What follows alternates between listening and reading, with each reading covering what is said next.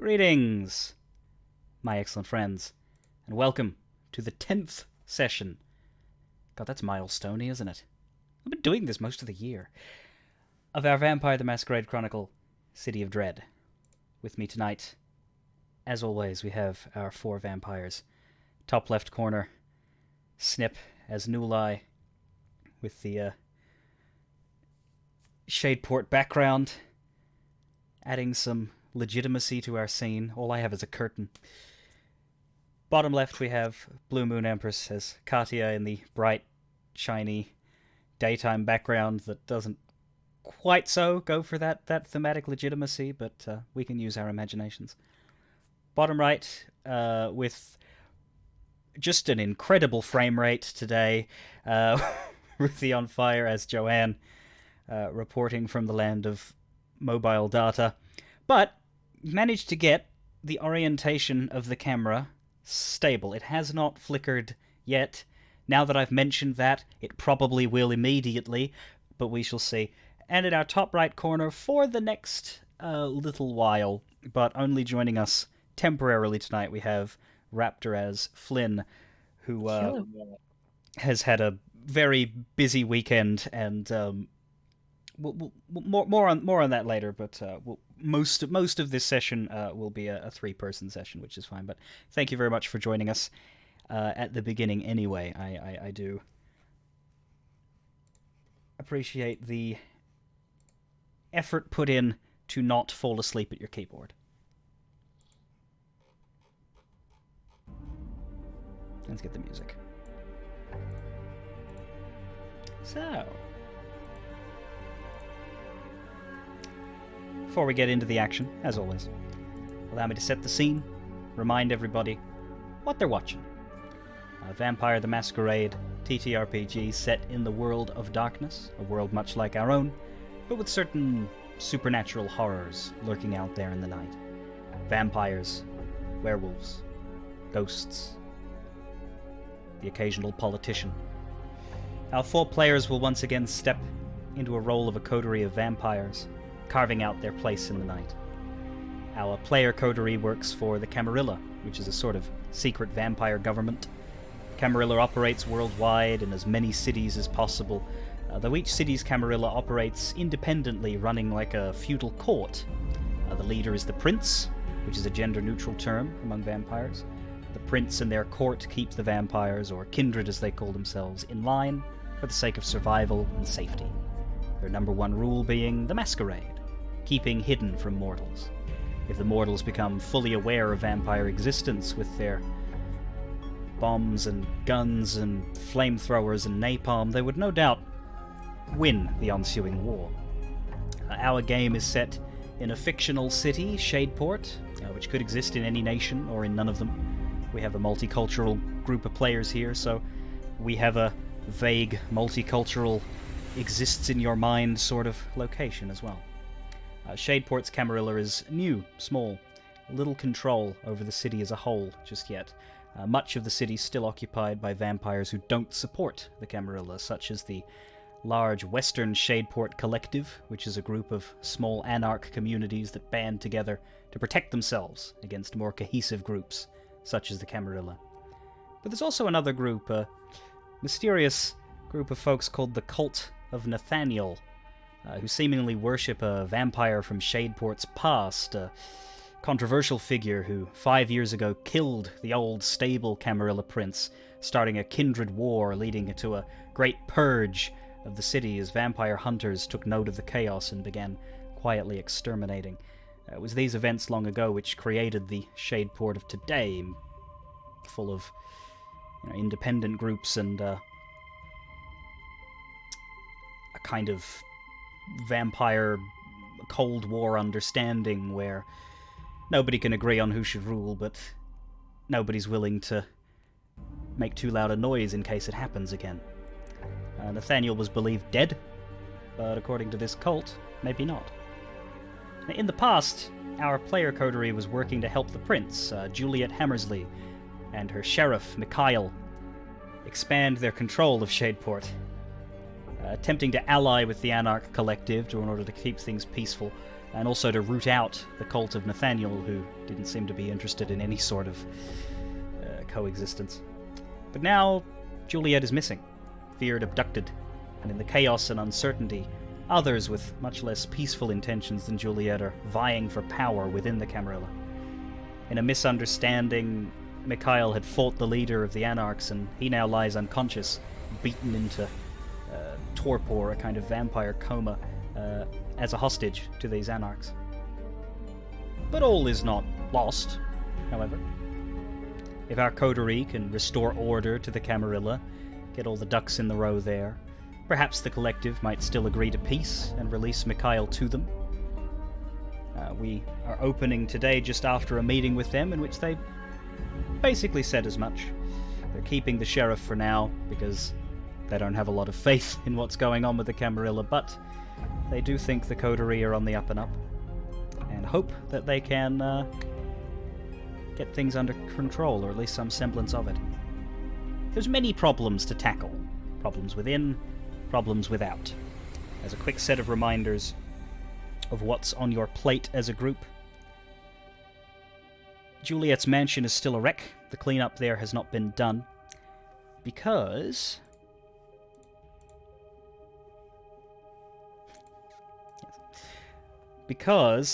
y'all are waiting on a spell. Selena, the Primogen of the Tremere, has offered to cast a rather intense spell requiring the help of another mage, and you've recruited one of the Anarchs, actually, Sapphire, for that. That should hopefully allow you guys to get a glimpse of the actual abduction. She's been a bit vague on what it entails for her and for you, and exactly how it'll go down, but it seems to be your best hope at seeing what happened, seeing how she was taken, perhaps who she was taken by. So you can call upon those two blood sorcerers whenever you wish to get that done.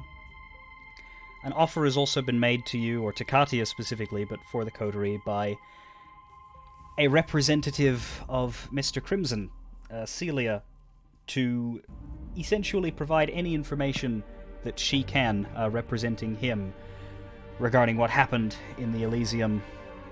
He wants to help, apparently, if you can believe it, and he is sending her to do so, which you can arrange at any time.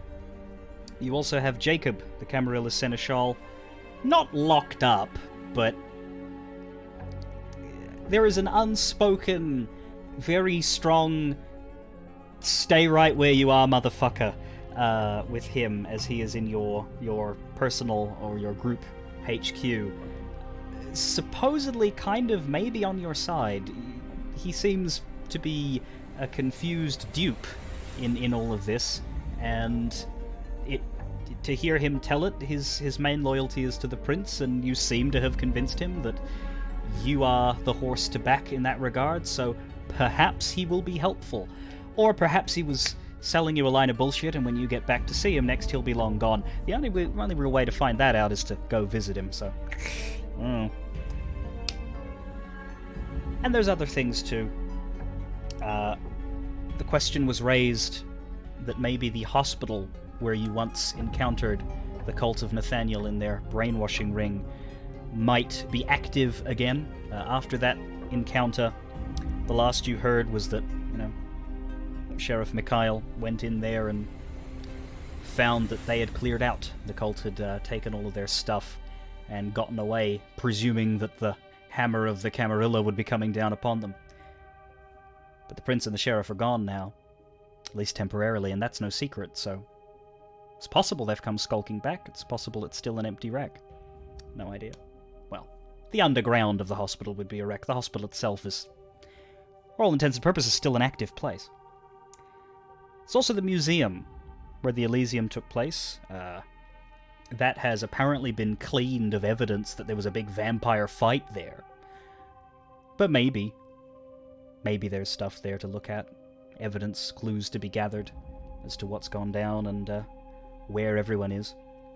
Number of people are unaccounted for, as well as Juliet and Mikhail.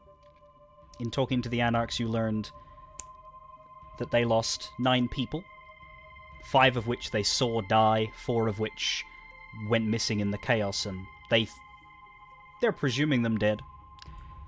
Of those 4, 2 of them are not very important mooks, just, regular anarchs that went to the meeting as muscle. But 2 of them are people you know. Flanagan, the proprietor of the crack house, which apparently now falls into the anarch custody if he doesn't resurface. And also Arkady Volkov, a gangrel who is Katya's sire, but I don't think that has been shouted about to anyone else other than Katya.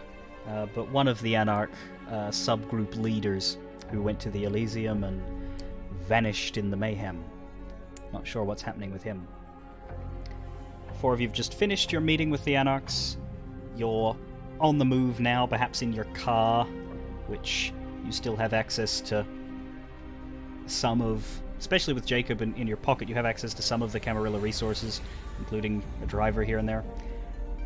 And you need to decide where you're going next, what you're doing next, with all of that information, and possibly other things that I haven't thought of immediately, but you might, at your disposal. So, who talks first, and what do they say? Something that's been going over in my mind for a little while now has been, sort of show of good faith. I'm not super keen on Celia, but if we could find Flanagan and Katya's scion, we could potentially, I don't know, that could be a positive move. I don't know how long that will take, and if we should do that before or after the spell. It's early in the evening. It's the same evening as before, which is why I'm not getting you to do rouse checks for the day. Since all of last session was just a few key meetings with people, not much time has passed, just maybe an hour or 2 at most, because I would say that the conversations took longer than it took us to play them out, in most cases. Didn't take as long as it took us to play them out. So you think that talking to Celia might have some information as to where the missing people ended up? Yeah. Possibly. What do others think? I think that's probably not our first recourse. Would be my suggestion. We got that. We got Sapphire in hand. We might as well get the thing done now. My feelings are, let's do the ritual first and see if that opens up anything else. It seems far more time sensitive. Yeah. Sapphire, since you've just come out of meeting with her, if that's the very next thing you do, then you would probably flag her down if you see her leaving and be like, can we do that thing now? To which she would agree. She's, she's interested because she gets to go see the prince's mansion and be privy to all the secrets, so you don't have to convince her at all. She's like, yeah, this is great, cool, okay. Easy peasy. She's surprised that she would be allowed anywhere near it, but hey, I guess your bosses aren't available for comment, so... Desperate times. Fuck the rules. Okay. So... We are the law. The ritual is the first port of call. Now, you are all traveling together, but as you go, one of you receives the somewhat traumatizing at this point, just considering how busy and hectic your lives have been. There's that sort of sinking feeling when a phone rings now, or when a phone buzzes. Would Flynn have a ringtone or just a silent buzz against the pocket? Just a silent buzz, I think. Okay. So you're feeling that now, and if you take your phone out to take a look and you see the preview as to who's calling you, the name is Agatha, which is perhaps not someone you want to talk to in audible earshot of all of your vampire friends. To remind the class, since we only saw Agatha once very early on in a private scene with Flynn, Agatha is Flynn's human significant other, who is not a ghoul, does not drink Flynn's blood in any way, so is technically a walking masquerade breach, very heavily against the rules, big no-no, that she even exists in Flynn's life. And in the past few weeks, you've probably been seeing a fair bit of her because you've been doing volunteer hours at the medical clinic where Agatha works, I believe. Yep, trying to claw back my humanity. Yeah, you are feeling good.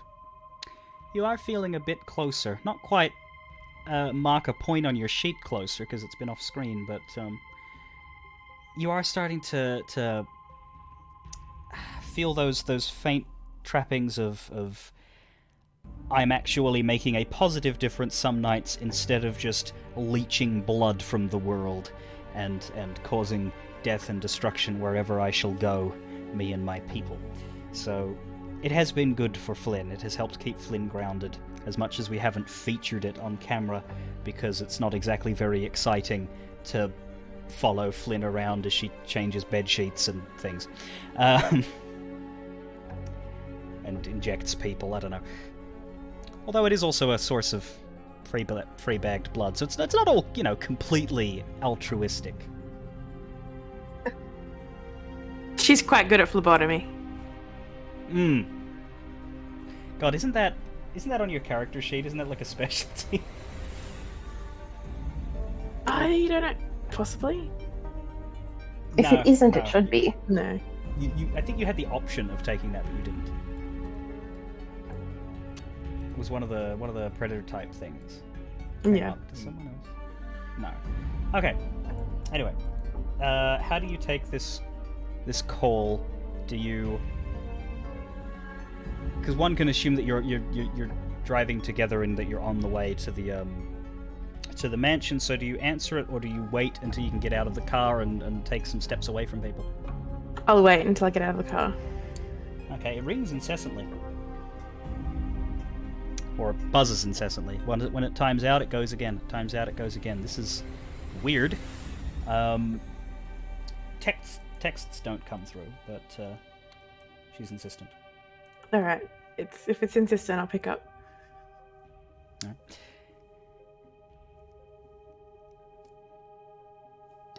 How do you greet her with everyone else hearing you?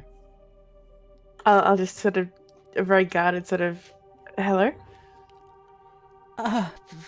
Flynn. Are you busy? It's not a great time. A lot of stuff going on at the moment. Why? What's up? Well, and you're aware that she has an evening shift, so she's at work right now. That we're a bit we're getting really slammed here tonight. Things are very hectic, and we're in need of some more volunteers. Will you have time to maybe come in, like, quickly? When she says that, Flynn will like sort of look up and say, "Look, do you guys need me for this magic-y bullshit?"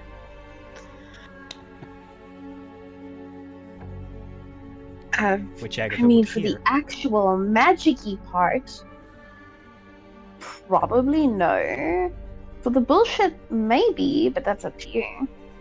Like part of what I use to sort of is part of my masquerade is a little bit at risk at the moment, so I should nip off for a couple of hours if amenable. I mean, I've got my phone on me. You guys can always contact me. Watch your back out there. Have stay safe.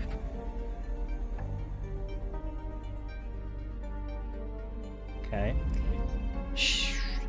You're not making... presumably she could hear that. If you had the phone still at your ear when you did all of that, or did you put it down? I had it still in my ear. Okay. You heard a lot of noise. A lot of, like... You think maybe that Agatha did the same thing, except she took the phone away, because you can hear her speaking under her breath, and she doesn't... Like, she seems really off.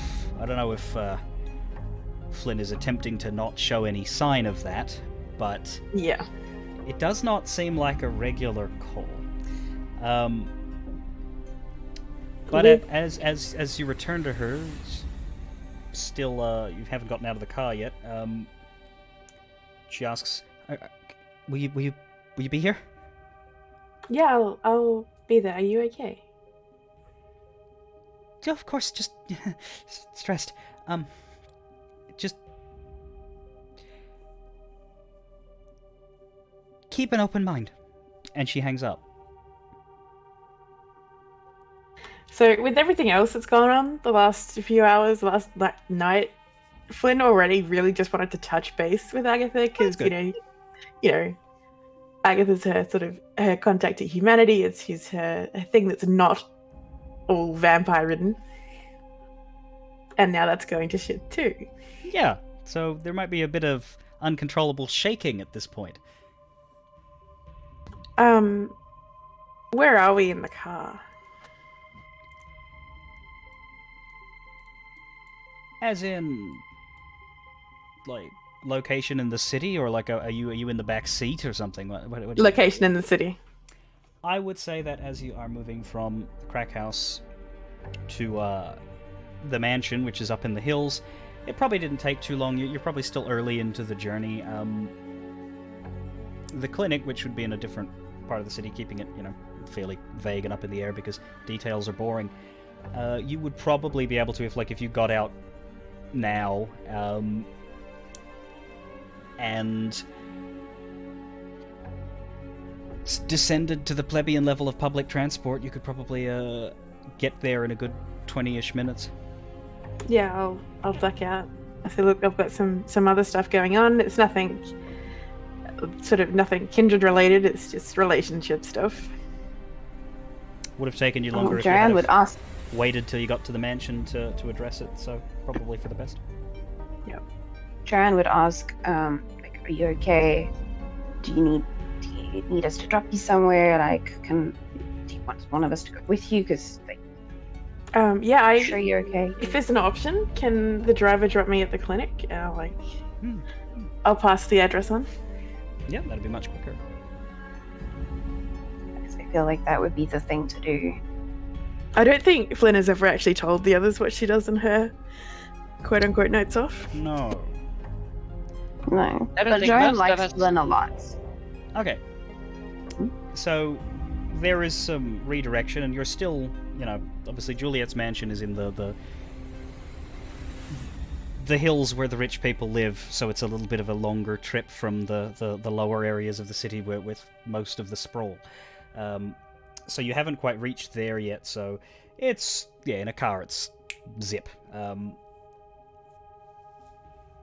It's a sort of mid to low sort of income area. It's just this little walk-in, out of the way. The sort of place that you go for like quick, simple care. It's not A lot of questions asked. It does. Yeah, it doesn't look like Dr. Nick Riviera style. Sort of, this doctor is going to use a rusty needle on you. It looks like a regular building. It doesn't look like a hospital. It doesn't look like a chop shop. So, the vibe is fine, is what I'm saying. You don't feel, oh god, you don't feel like it's the sort of place that you wouldn't want to walk into when you were human. Flynn goes there several times a week. For the rest of you, it's just a normal place. You don't see anything untoward from outside. The only person, I guess, who would be extra anxious would be Flynn, having had the phone call. Do you feel happy just getting out of that car and going on in on your own? Yeah, I just turn to everyone and say, look, I'll catch up with you guys later. When I finish, it might be a full shift, it might be half. I don't know what's going on. They seemed kind of swamped. And I'll get out the car. Does it have signage that says it's a clinic or something? Oh yeah, it has signage on it. It'll have posts on the window. Okay, if it was now, it'd have the COVID safe posters, but it's got sort of similar things everywhere. We don't need to worry about. I don't want to think about a fantasy world with COVID in it. No. But it's got your standard the world went to shit medical signage and that without being a huge sprawling super hospital.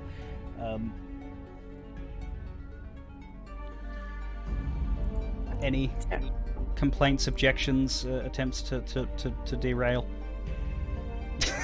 None from me. Alright. Well, you guys do have the appointment arranged with Selena and Sapphire, so I will say that the car takes off and that Flynn is left to see what the hell is going on and why she was summoned.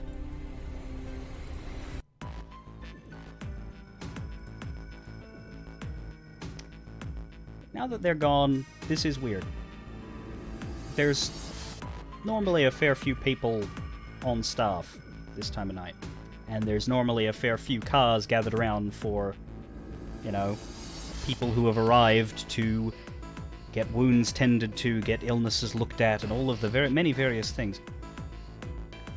But it is actually less populated than normal in terms of the cars outside. There's a couple. One of them is a big van, which isn't normally there, and skeevy. Skeevy is the correct term. Does the van have any signage on it? No.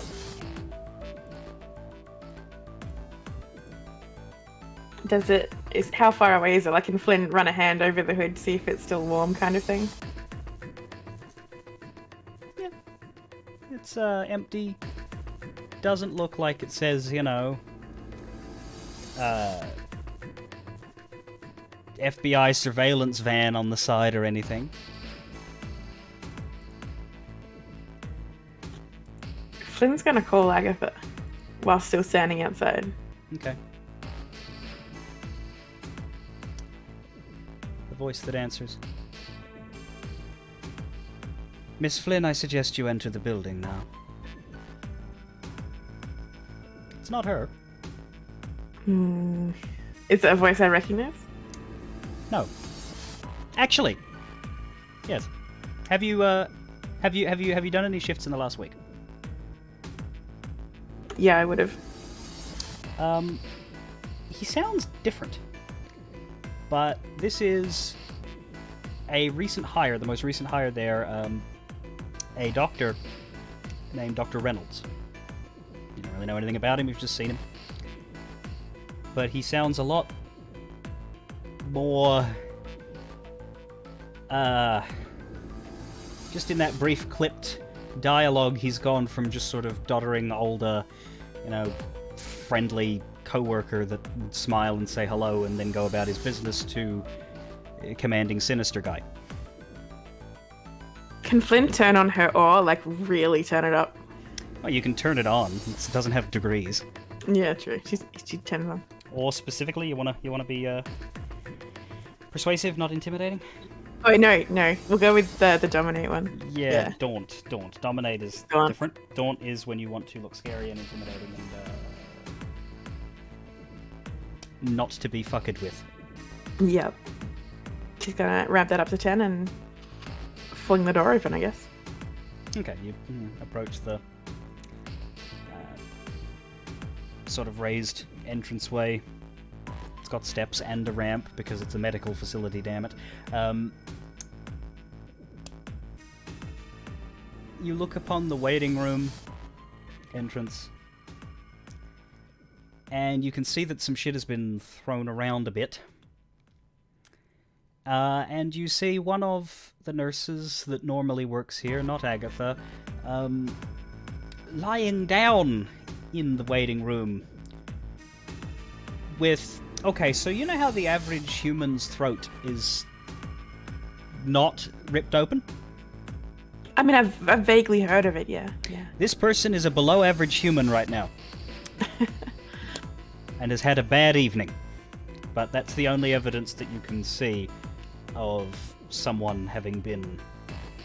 Look, there's no other dead bodies. And there's no other bodies at all in the waiting room specifically, but... Is she very much dead? Like, very, very dead? Freshly. But definitely on the dead side. Like, If this were Disco Elysium, the term dead dabba doop doop might be applicable.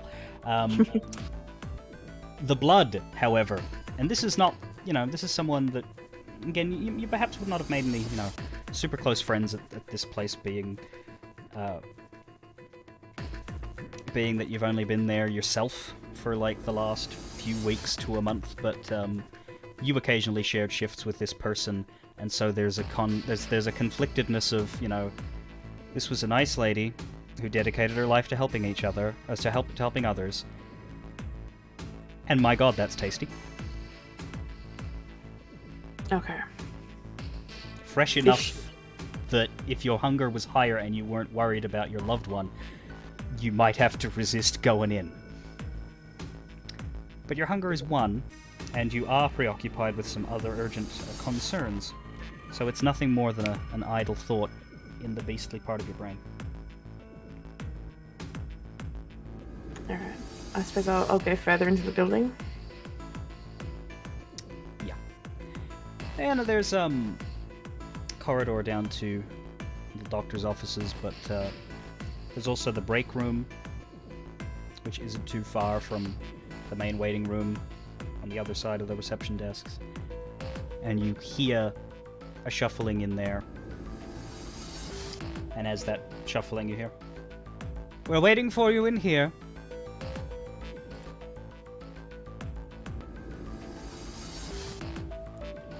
Is the door open or is it closed? It's open, but you can't see any people in there. It would, the angle of what you can see is, you'd have to get closer. Alright, I'm worried about Agatha. I'm just gonna walk in. Okay. You walk in to see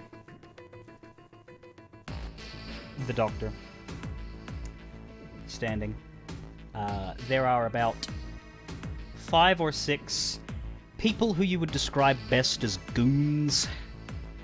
They don't all look big and bulky, but some of them do, and the others, they all just look ready. They got those stone faces that says, we are here to beat up anybody that we are told to. And they all have these wonderful little things called guns. And one of them is pointing a gun directly at the head of Agatha, who is sitting in one of the break room chairs. The only person sitting, just shaking and looking up at you. And just, "I'm sorry. I'm sorry."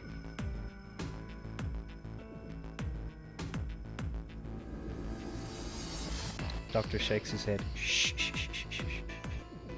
It's all right. You did everything I asked. Miss Flynn, it's a pleasure to see you again. Though I will have to reintroduce myself. My name is Dr. Emil Hansen. I believe we did not have the chance to meet back when I encountered your colleagues. You've been told who this is before, but no, Yeah. You weren't there." Can't say I was disappointed not to make your acquaintance. Well, it certainly doesn't rate highly on my memories. Quite a shame to lose such a valuable operation at Grace, but it did free my schedule and allow me to find new avenues of employment. And I learned some interesting things when I found this clinic.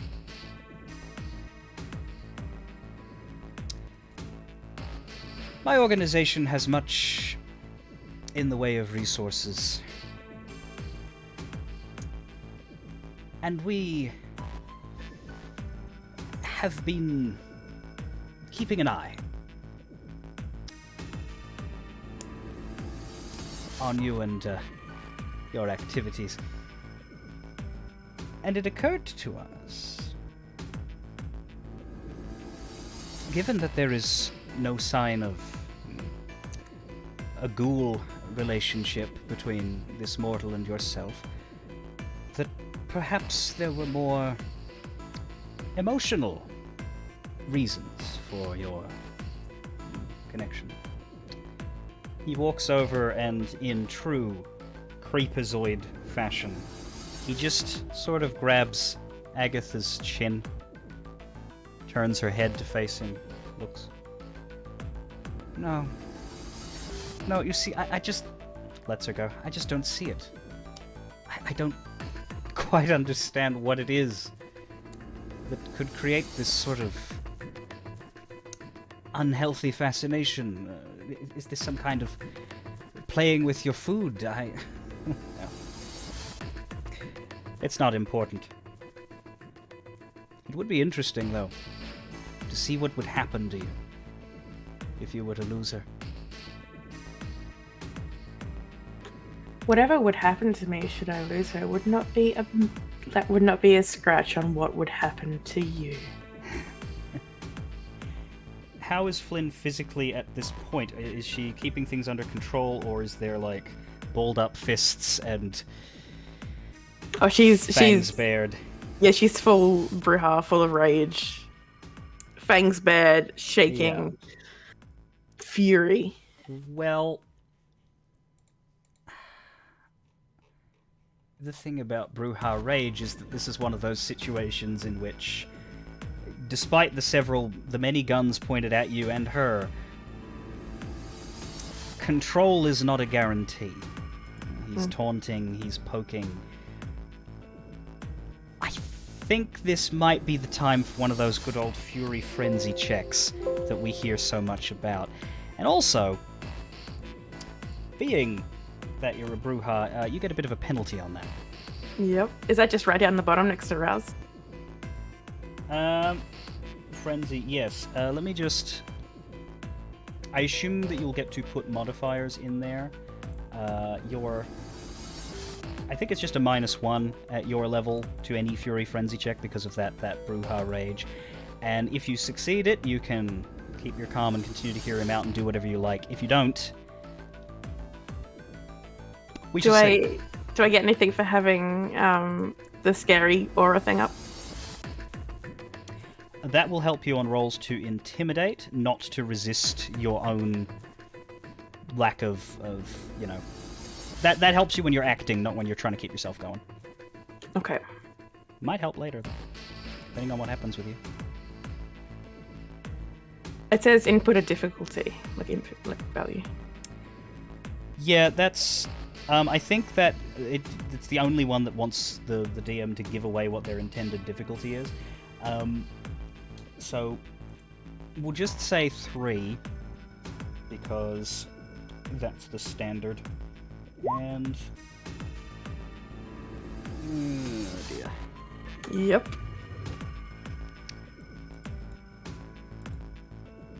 Flynn's not having a good day. His words are meaning less and less to you. He is basically just being the taunting evil guy relishing in someone else's suffering. And what would Flynn have available to her that is weapon-ish? She has a knife on her. Okay. You're not listening to him anymore. Actually, no, she doesn't have a knife on her because that got put under the table at the Elysium. Right. She has nothing. Okay, you do not bring a weapon. Well, you have a pair of hands and not much sense in the old head of yours. The beast, as he starts talking, came in with the... How the fuck dare this miserable piece of shit. Look what he's doing to her, look what he's doing to her, rip his head off, bite his fucking throat out. This builds. And eventually it's louder than Dr. Hansen, and you don't know what he's saying. Like, he stops taunting at after this point, and he says something... The name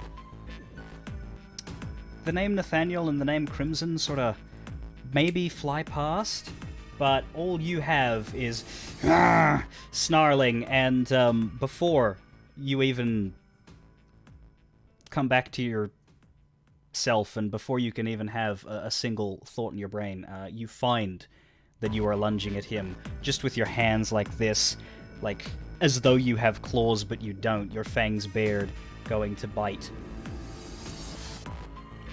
you see him roll his eyes as this happens. Let me just do a check to see if he, Let's see who wins. You might get him. What would you be doing? You're not, no weapon. You're basically... When I say get him, I mean land on him. You're not really going for a coherent attack here, because you're just mad. But let's see if he can react fast enough.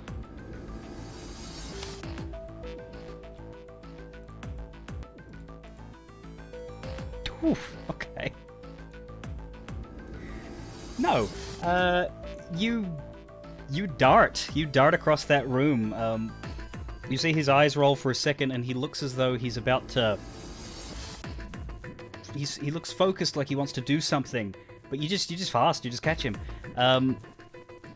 Pin him to the ground, and you are just smacking and smacking. With absolutely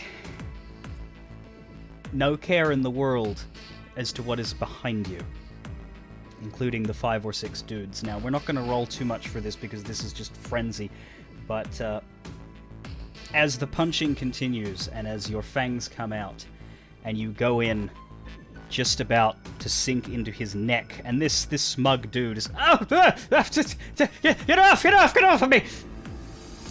That's when you feel a piercing entering through the back, right in the middle of your chest. And as your teeth are about to close around this man's neck, your teeth stop. And you are in a position which a certain seneschal of the Camarilla, if he knew what was going on, might call karmic.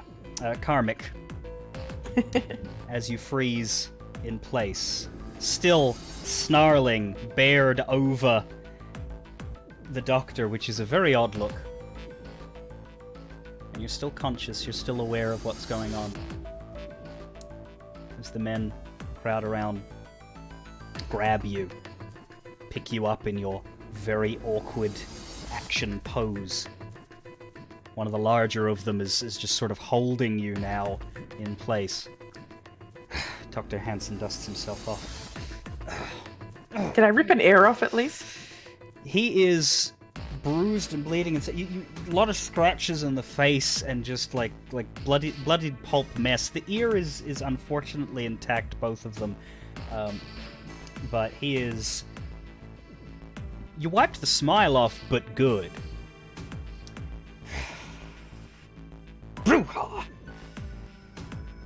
He looks around. Good.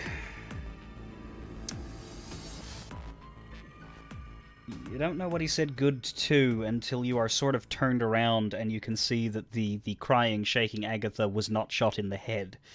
He said, good. Best not to waste the leverage. Turns to face you, your paralyzed form. That was very immature! Oh, you're not much fun to lecture when you can't talk back. Well, we are going to let you stew for a while. Perhaps relocate to a position where we can keep you under control. He grabs a handkerchief out and starts dabbing at his miserable face. As I was going to say, we have some questions for you, Miss Flynn. Based on our observations, it seems you might have some knowledge regarding a figure we are interested in. Someone within this city who claims the name of our Lord, of our light, of our Nathaniel.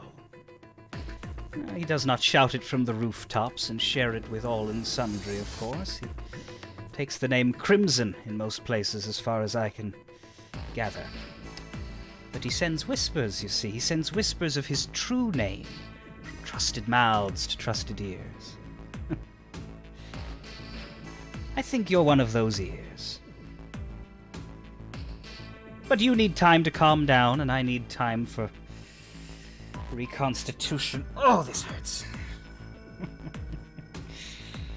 Wow. Miss Agatha, I would like you to take stock of how lucky you are to still breathe. The sheer depth of your insignificance cannot be understated, but this one needs to talk to us, and if we rip your head off, well, she will never be able to form words again. She'll just be a frothing mess that wants to rip everybody to shreds, and she might succeed. So, you get to live, but you do get to come with us, and please, encourage our friend here to answer our question.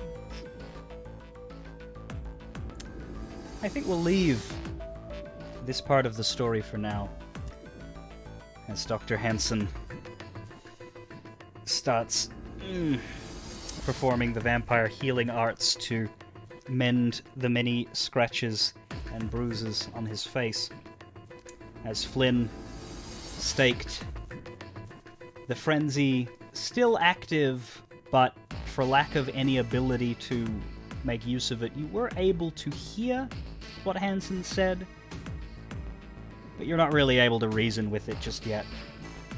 Things aren't going to go well for you for the next little while. And Agatha is finally seeing what the vampire world can really be like, which is something you did not want her to have to deal with for a very long time, even though she seemed to think that it would be the right life for her. Maybe she won't be quite of the same mindset once you manage to get out of this situation, if you're both still okay. Thank you for joining us, Raptor, as Flynn. That will wrap up your role in this session, and until next time, when we can perhaps see what has become of you, and whether you can return to the realm of the able to move around and think. At least I'm not in a box. Yet. I'll catch you guys later. Okay. We will adjust to our other view and slip. Oh, that isn't quite right. Why isn't that right?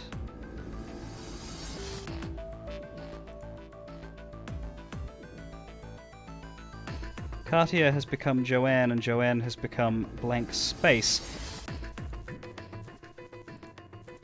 Is that because... Yeah, where is this one? Why would you be up there? Okay. The faces have been moved. Alright, so...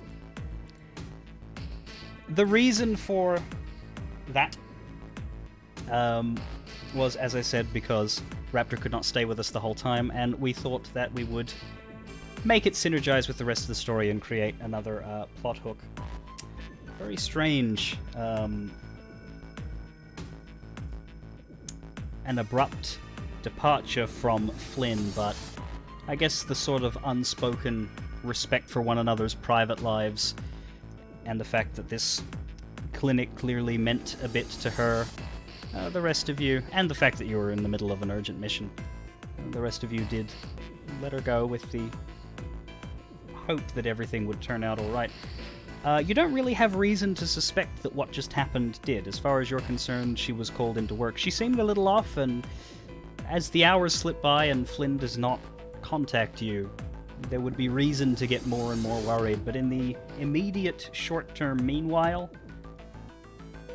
y'all don't know this happened, and must simply go about the next steps. Joanne does text her to say, hey, stay in touch. I hope everything's okay. Okay. Well, that ain't getting replied to. Well, actually, it might be. You know, in a text, you don't know. But for now, nothing. Nothing at all. Alright.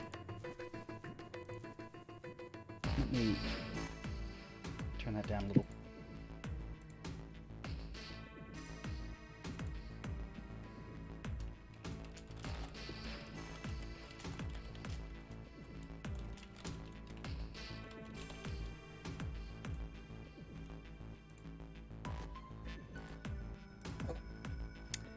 Okay. Yeah, fair enough. Alright. So, the mansion. It isn't any easier to pull up to the mansion and see it in its wrecked state. This is what, the third, fourth time that you've been there since this place that was initially a home for Joanne, and if not a home for the others, then at least a place of relative safety and strength. With windows smashed. The double doors in the entranceway, one of them just broken and on the ground. Blood stains and bodies. Outside and inside, you can only really see the entrance hall as you come in, but you know that it goes throughout the bottom floor. The assailants had a fair few entrances to work with. Most of the fighting happened in the entrance hall, but there are some dead servants in the kitchen entryway in the back, and in some of the side entrances. It was a lot. And it's not any easier to look at.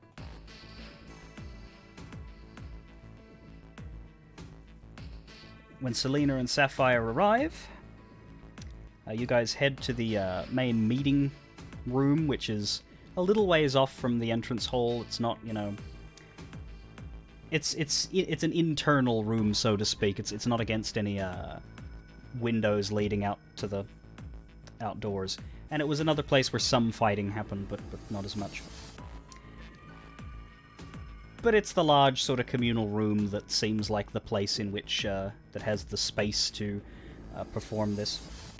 Selena shows up packing quite a strange assortment of goods. Most notably, she has a big bucket of sand.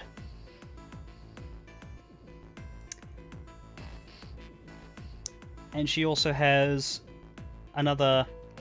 I wouldn't call it a full cauldron, but it looks sort of cauldron-y.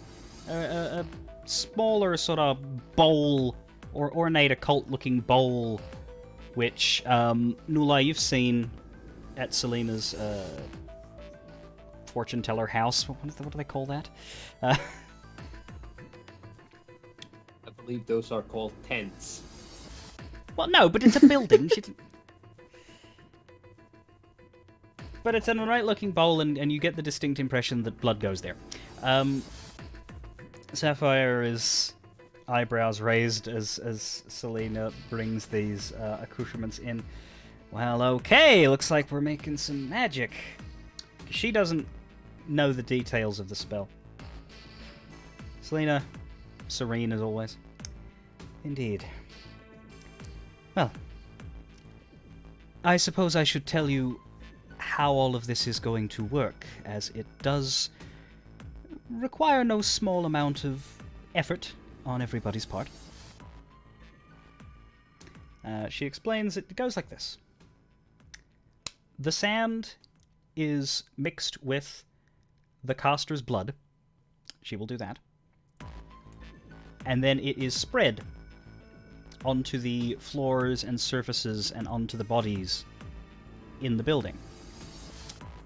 Doesn't have to, like, just be completely caked in it, but it sort of forms a tapestry which the sorcery will then link together. That which the sand touches shall be a part of this ritual. And what it is going to be doing is collecting the resonance of different kind of resonance from the blood resonance, but shades of intense emotional memory from the traumatic event that took place in this house. The people who were there, what they did, will be called up, and the attempt will be to harness it. and be able to sift through it and gain information. But in order to do that, the participants, which will be the three? So there were four. 3 of you will go into a, let's call it a dream state. Let's call it a trance. You will awaken into a recreation of this event.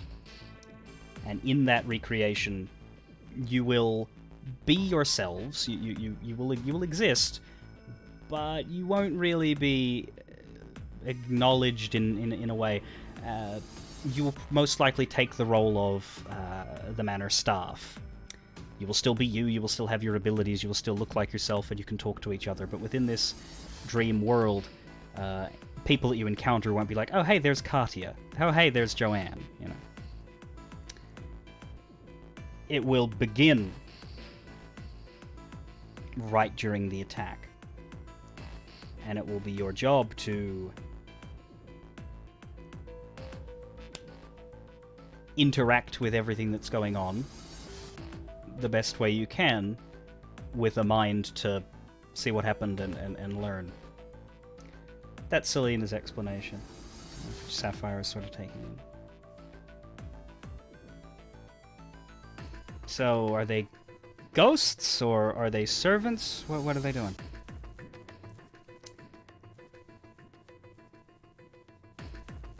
The recreation is not going to be the event. It is going to be impressions, smatterings of memory, woven together and presented, mixing with the natural ability that you have to create worlds in your dreams. Except it'll be shared. What's the first question that pops to anyone's mind? So Joanne will be like, so kind of like a video game then. Ha! Selena nods, yes. Most likely, when the assailants come in, they will attack you. And it's entirely possible that they will kill you. And if they do that, you will wake up. Okay, so it's not a die in the game, die in real life kind of scenario here. If you would prefer that level of realism, I would be happy to stab anybody who wakes up. Cool. Didn't like that then, don't like it now. Hey, just, trying to help, fine. Sapphire shuts up.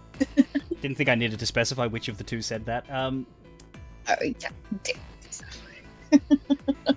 Sapphire asks, so what's my part in all this? How am I, Selena explains, basically the amount of energy to weave all of this together requires 2 casters, but once the tapestry is woven, so to speak, anyone who is willing to submit themselves to the sleep within the bounds of this area is able to go and be a part of this. So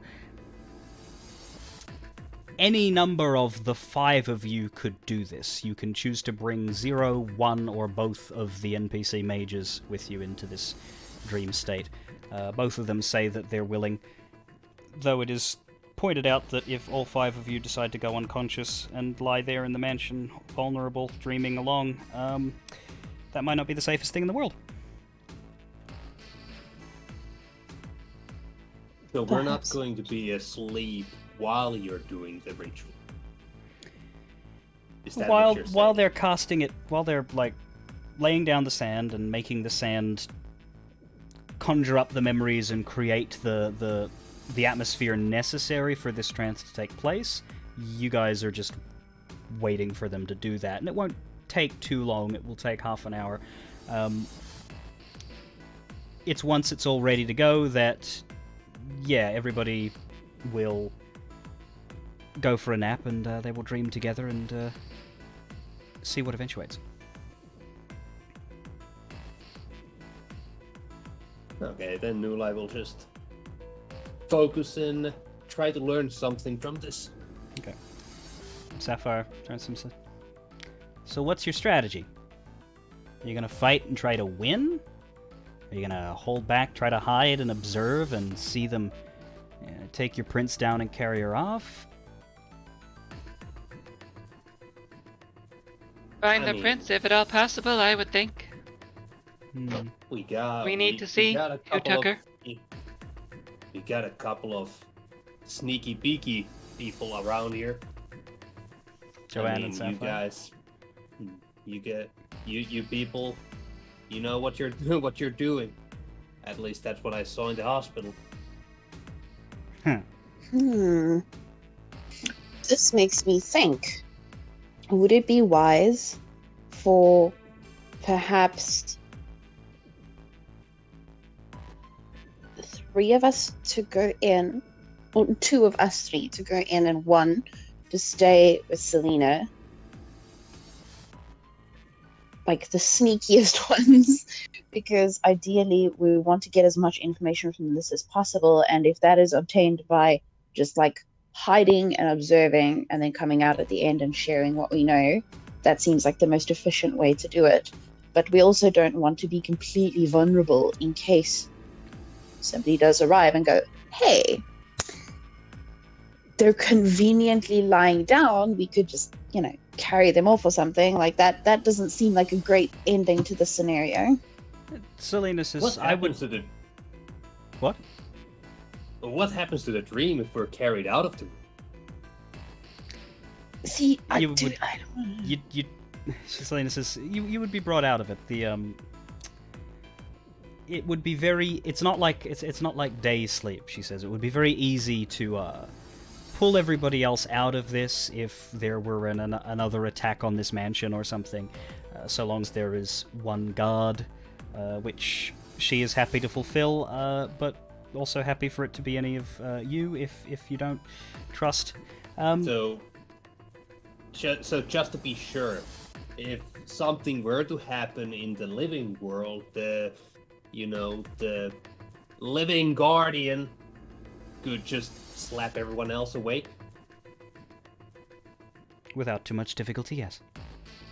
Alright. It is not the same as a regular sleep. You're connecting with the ritual, and that connection can be lifted. Selena says, it is entirely possible to approach this in multiple ways. If those of you with stealth abilities would prefer to hide amidst the chaos and see it play out exactly as it happened, that works just fine. If some of you that are more martial inclined would like to try and take a hostage, take someone down, the way this works, it calls upon the impressions of intense emotion, not just from the corpses that are here. Say, for example, you were to get one of these assailants in a position where you could interrogate them. You might think, well, they're not here anymore. It's not like you have the actual person.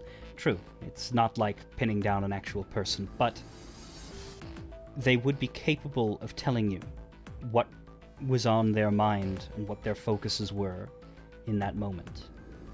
Something like, what is your mission? Or where will you take her?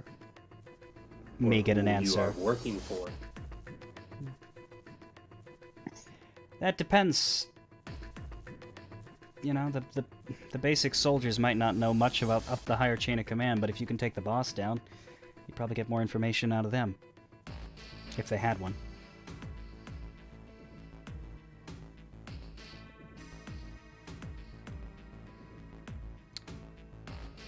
There's lots of ways to go about this, but each of you can only go through this experience once. Unless we come back here night after night and summon it again, but I don't think the bodies are going to be very pleasant to be around. And I doubt we have that much time.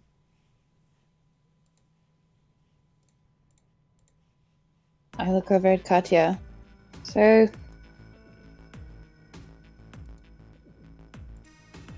what are we thinking? We all go in, tackle the biggest guy we see, pin him down, make him talk. If This is all generally 4 of my us are approach. sitting on it. I feel like that could work, you know? You take them Would our down, the powers rest of us work normally? just sits. Nulai, what was that? Would our powers work normally there? I mean, like, can you really dominate a figment of someone's imagination, or whatever you want to call these Should do. dream creatures? Sapphire says, I mean, hey, if it's, if it's our dream, we should have some manner of control. Like, it sounds to me kind of like the memoriam concept, which is when a vampire delves into their own memories in a similar kind of trance. It's just, rather than being internal, you're pulling from a location together. Selena nods, doesn't see anything wrong with what she's saying. She adds, the control that you would have would be, yes, your abilities will work. Any weapons that you wish to have with you will probably be with you when you sleep, if you're self-confident enough to believe that those weapons are in your hands. Sapphire's eyes light up. Wait, you mean I can see Mr. Shanky again? Sorry? My old knife! Possibly, if your strength of will is... If we decide that you're even going.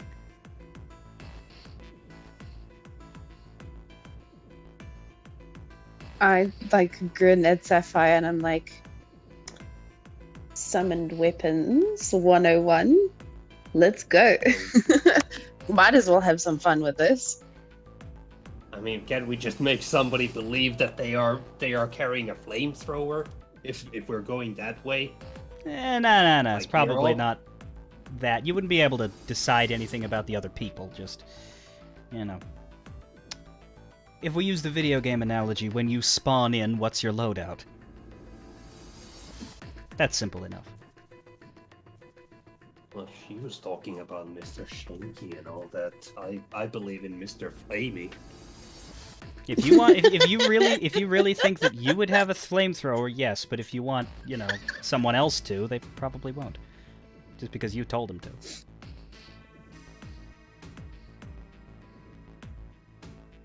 So I think it's safe to assume that once we go in, steer clear of New Light, just in case.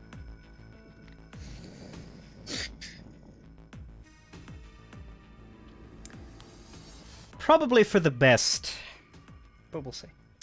Okay,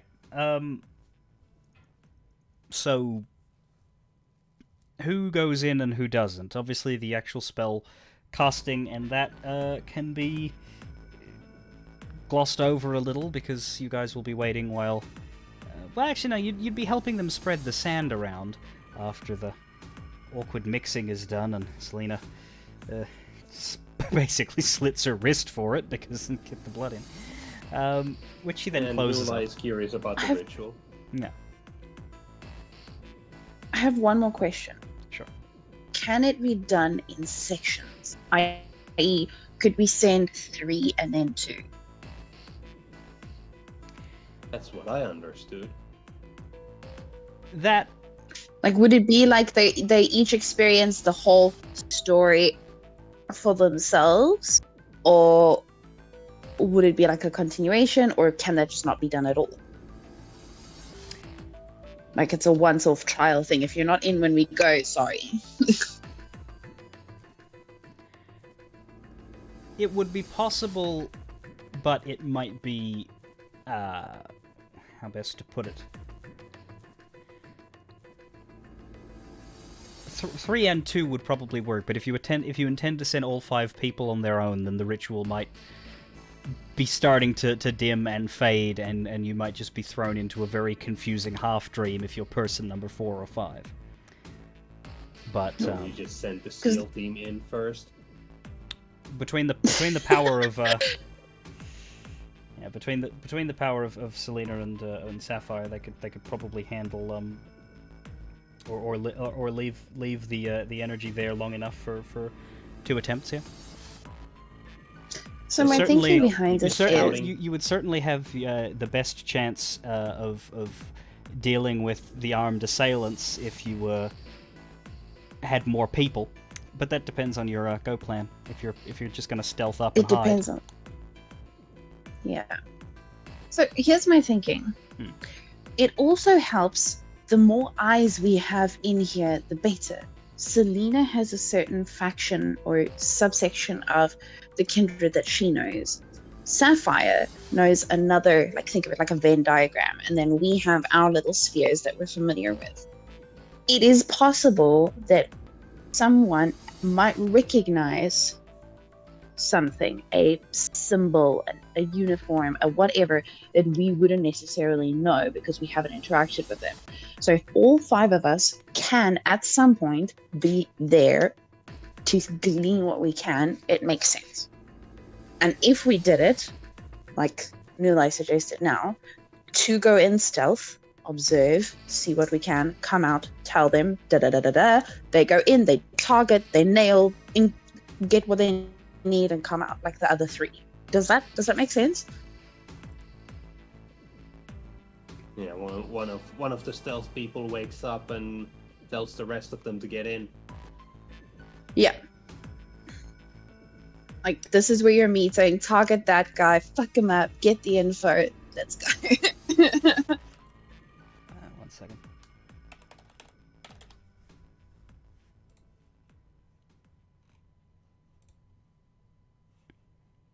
That could be the plan. Who then is suited to what? In terms of the NPCs,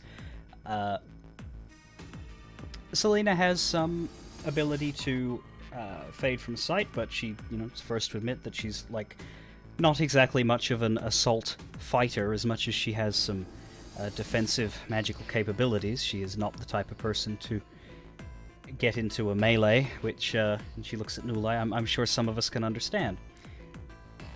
Sapphire says, I can sneak around, and I can also, like, stab the shit out of people. Whatever, I'm good.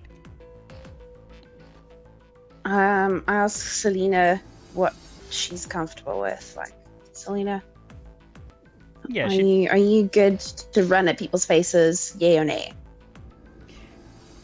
Not something she thinks she would be of much use in, no. So I think in that case, Selena should go in with the scout forces and be the one to bring the rest of us in. So she's going to be doing the return trip. Yeah. Her her ability to sneak around is different from Joanne and Sapphire's because it's more based on a more based on a spell of invisibility than just a vampire innate power to not be looked at. But she can do it. So, do I get right that, Nulai, you're suggesting myself, Saf, and Selena go in, and then Selena comes out and gets you 2, and then we target, do whatever we need to do, gets you in Katya? Is that what you're suggesting? Yeah, basically. You 3 scout the scenario, figure out the best possible plan. Selena comes back, informs us of that plan, and then we execute that plan, the 4 of us. Well, you can't make the scenario repeat itself for the same people. Yeah. So if you're... What do you need to see? Like... How much of the scenario would we allow to play out before we call? Yeah, there's 2 ways to do this. That's risky. There's 2 ways to do this. If you do it the way you're suggesting, which is certain people who go in and stay there the whole time, then that means you get 1 go-through of it. However, if you do it as 2 separate instances and you have, like, some stealth people witness it from start to end and be like, okay, so this is what happens, this is how it happens, and then another group can be the interference group that go in again, experience it again, and use the gained knowledge to try and make some changes and see what happens. So I feel like the best course of action here would be myself and Selena, go in. Because we're least suited to combat. That means it's at least one of our coterie group and someone who knows what the fuck is going on. We check it out, we come out, and then Sapphire, Nulai, and Katya go in and execute based on what we tell them. Does that sound like a reasonable course of action? That's also a fair strategy. Storyteller question to Nulai: Does the whole video game dream aspect of this kind of make Nulai a lot more comfortable with just being involved in violence? I mean, knowing that it's not real people, it does make him a little more comfortable. Like, Okay. Will he attempt to? Hello, Mr. Flamey. Well, yeah. No, that's it. Will he attempt to like image training himself into spawning with a flamethrower? He will try to imagine his lighter as a flamethrower. Okay, we'll see how that goes. Like, Okay. It's not the world's weirdest. So yeah, essentially, Joanne and Selena will trance in first and basically try and walk around unseen, see how it goes down, and will then tell the others.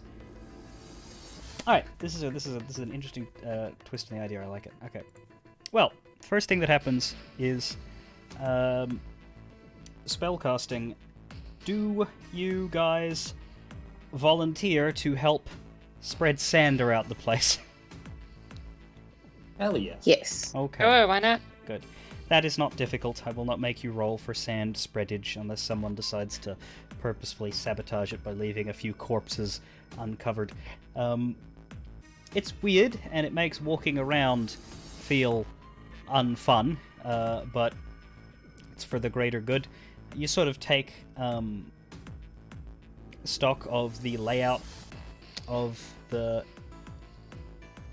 floor itself, and you do, like, at probably Joanne's suggestion, the trail leads up to the sketching room where Juliet was at the time that things happened.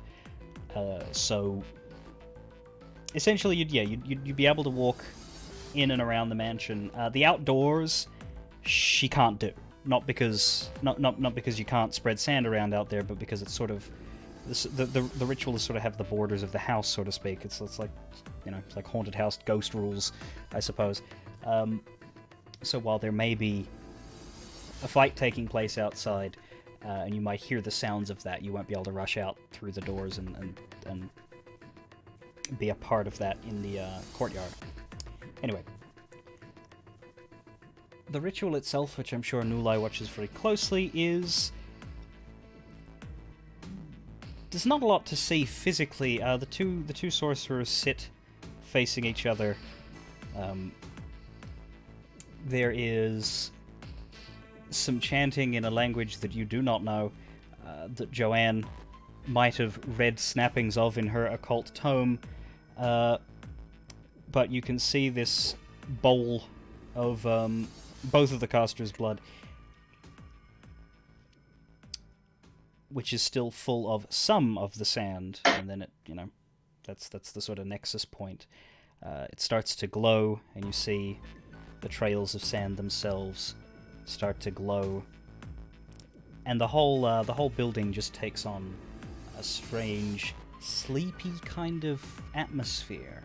You feel as though it would be very easy to close your eyes and sink into the tapestry of fading memory, which is what she called the spell that she was casting.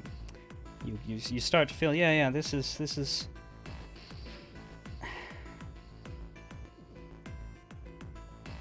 It's like being in a tent filled with weed smoke. It's like, it's not the same. It's the same effect upon you, but it's that similar sort of, like, the air has been suffused with this energy, and we can feel this energy. And in this case, it's a contemplative, sort of open-minded energy where you just want to reach out and understand things, and learn things, and reminisce on things. And so, those of you that are going in first, which in terms of our party is just Joanne and Selena, yeah, you guys would sink into this dream world, and as you do, the instruction given to you as to how to best prepare is to just sort of, yeah, imagine how you would want to be present, like you know, what's Joanne got? Has Joanne got a pistol and has Joanne got melee weapons? Has Joanne got everything stashed in pockets ready to, you know, one person arsenal this, or is Joanne just built for a sneak mission? Joanne definitely has a pistol. Mm-hmm. And for all intents and purposes, this one has a larger magazine capacity. So we're breaking the rules a little bit. Tiny bit. Like, it's just, you know, it's the same one. It's just a little bit longer. You can slot like 3 more bullets in there, maybe. Just, Yeah. you never know. Hopefully not to be used considering the purpose of your trip, but nonetheless, yes. as you enter into this, this would be a check that I will roll for you. What would it be for the skill? Kind of an imagination. Yeah, this is a tough one.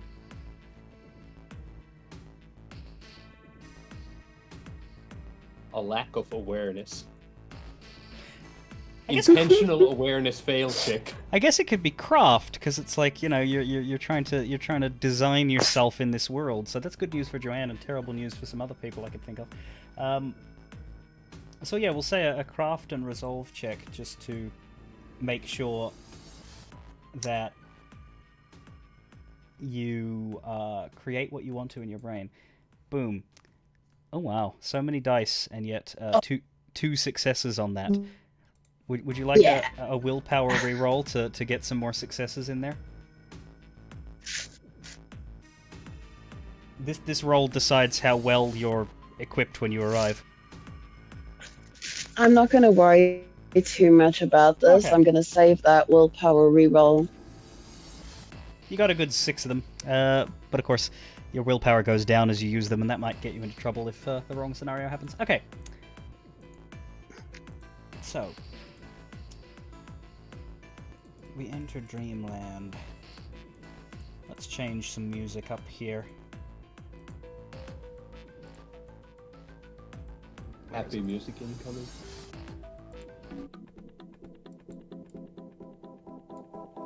Yeah, Dreamland music. Anyway.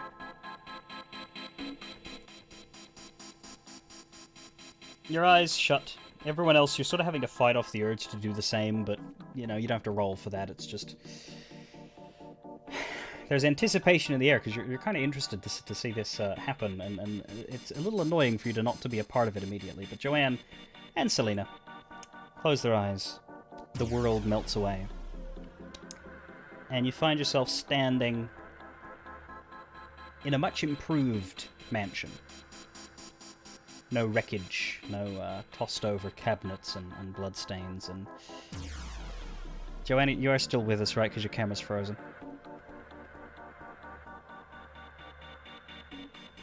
This would be a... Bro. Is it? Oh, snap. Oh, good, you're here. Good. Okay, might be angle for signal here. Okay, there we go. Is it better now? Yes. I mean, so long as you're here. You're mostly here. I am here. Good. I just need to check. I think it might be the signal strength that is the issue here. Yeah. Okay. It seems to be good now. Just let me know if anything changes. Right.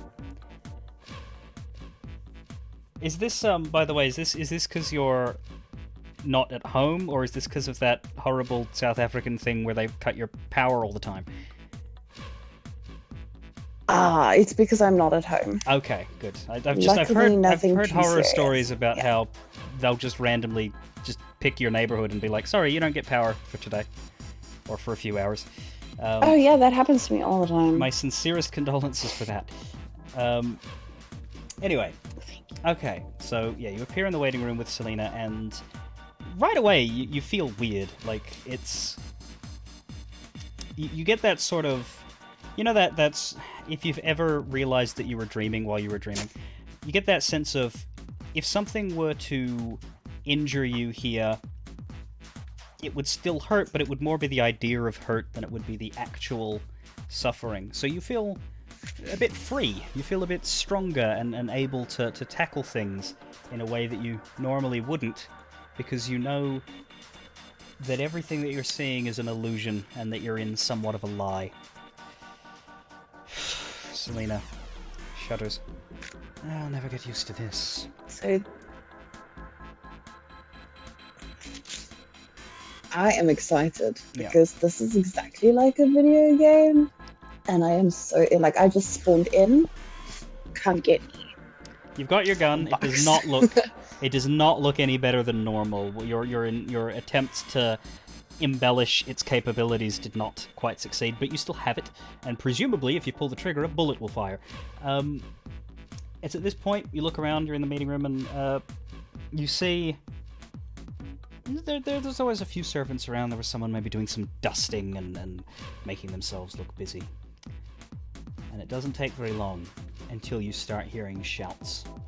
And then you hear the first sound of a blast of gunfire. And then another manor servant pokes their head through the door to the meeting room that leads in the direction of the entrance hall, shouting, "The manor is under attack!" And everybody stops their cleaning. And you see the perhaps disturbing side of Juliet's manor servants as they quietly, calmly, in this room in particular, head to a cabinet, open up the drawer, pulls out an assault rifle, closes the drawer, and jogs off to in the direction of the entrance hall to join the ensuing violence. Now, the two of you are there. What's your first move? Are we invisibilitying up? Yes, that would be my first move. Okay. Disappear. That is... the first time you're able to do that is after the servants start, calling to arms, and then they basically leave this meeting room that you're in. So you can... Yeah. Rouse check for unseen passage. Your hunger goes up to 2, and yes, that does work in a dream. God damn it. Yeah. You are now If you able... get hungry in a dream, you get hungry in real life. You are now able to move around invisibly, but you can't speak above a whisper without revealing yourself, and you can't interact with objects such as opening a door. So you're going to have to be careful in not getting immediately spotted. Curiously, Selena does not do the same thing as you. Obviously, she had to look away in order for you to vanish. She is... Yeah.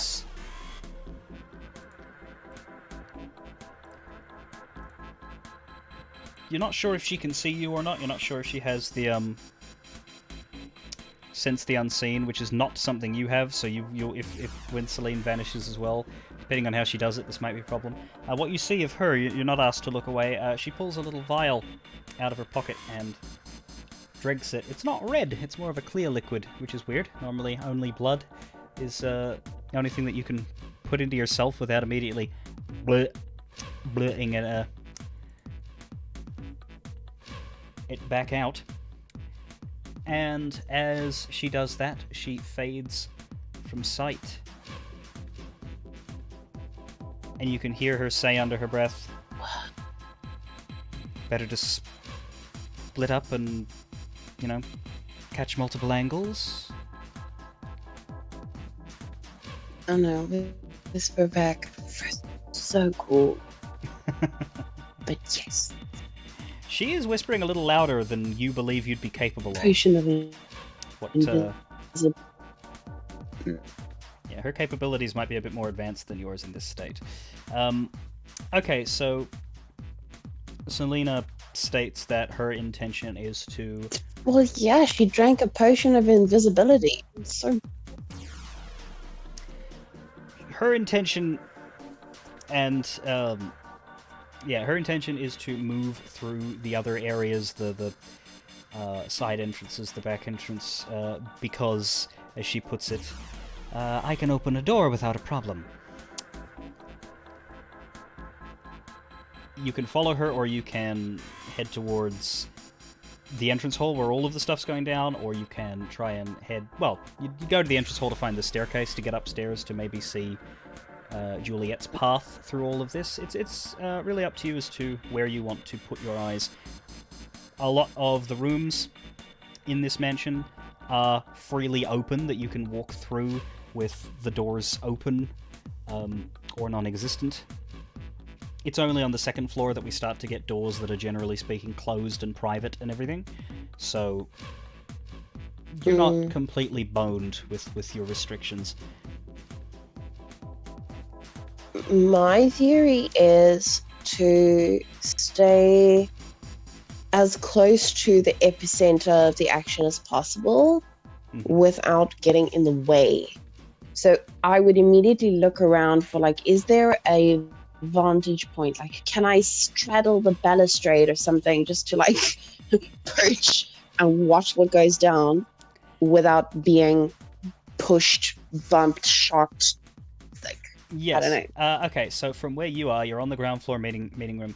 You'll have to head into the entrance hall, which looks like, or sounds at the moment, because you haven't crossed that threshold, like a firefight is beginning there, or maybe hitting the edges of it because the assailants have arrived in the courtyard.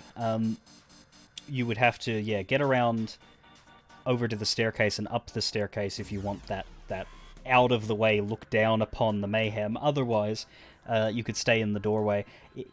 If you walk up to that doorway and sort of poke your invisible head around, you will see that there are a number of servants taking cover using little cabinets and around the staircase. Most of the servants have guns, and right now the windows are smashed in and there is occasional bullets flying in both directions in and out, but it seems like the Forbidden Courtyard that you cannot cross is where most of the action is taking place, and that the hold-up entrance hall servants are bracing for should the courtyard group fall. So you got a bit of time. It would probably be just a very, very easy dex roll to get through that entrance hall, because occasionally a bullet flies in, and your invisibility is lost when you interact with an object. Getting shot counts.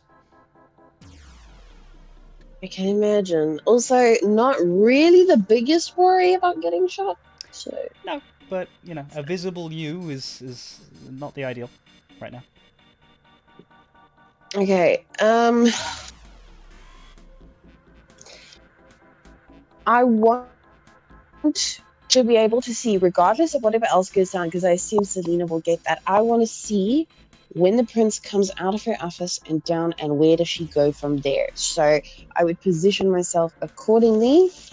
I might go down on all fours and, like, crawl across the hallway. I don't know. It's not bad. All right. My word, that is a sad dice pool. It's terrible. Please don't hurt me. Dex and athletics is 1 dice. Oh my god.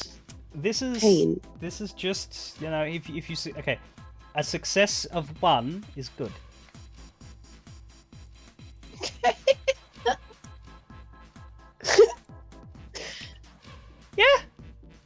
Yep. That's it. It's good.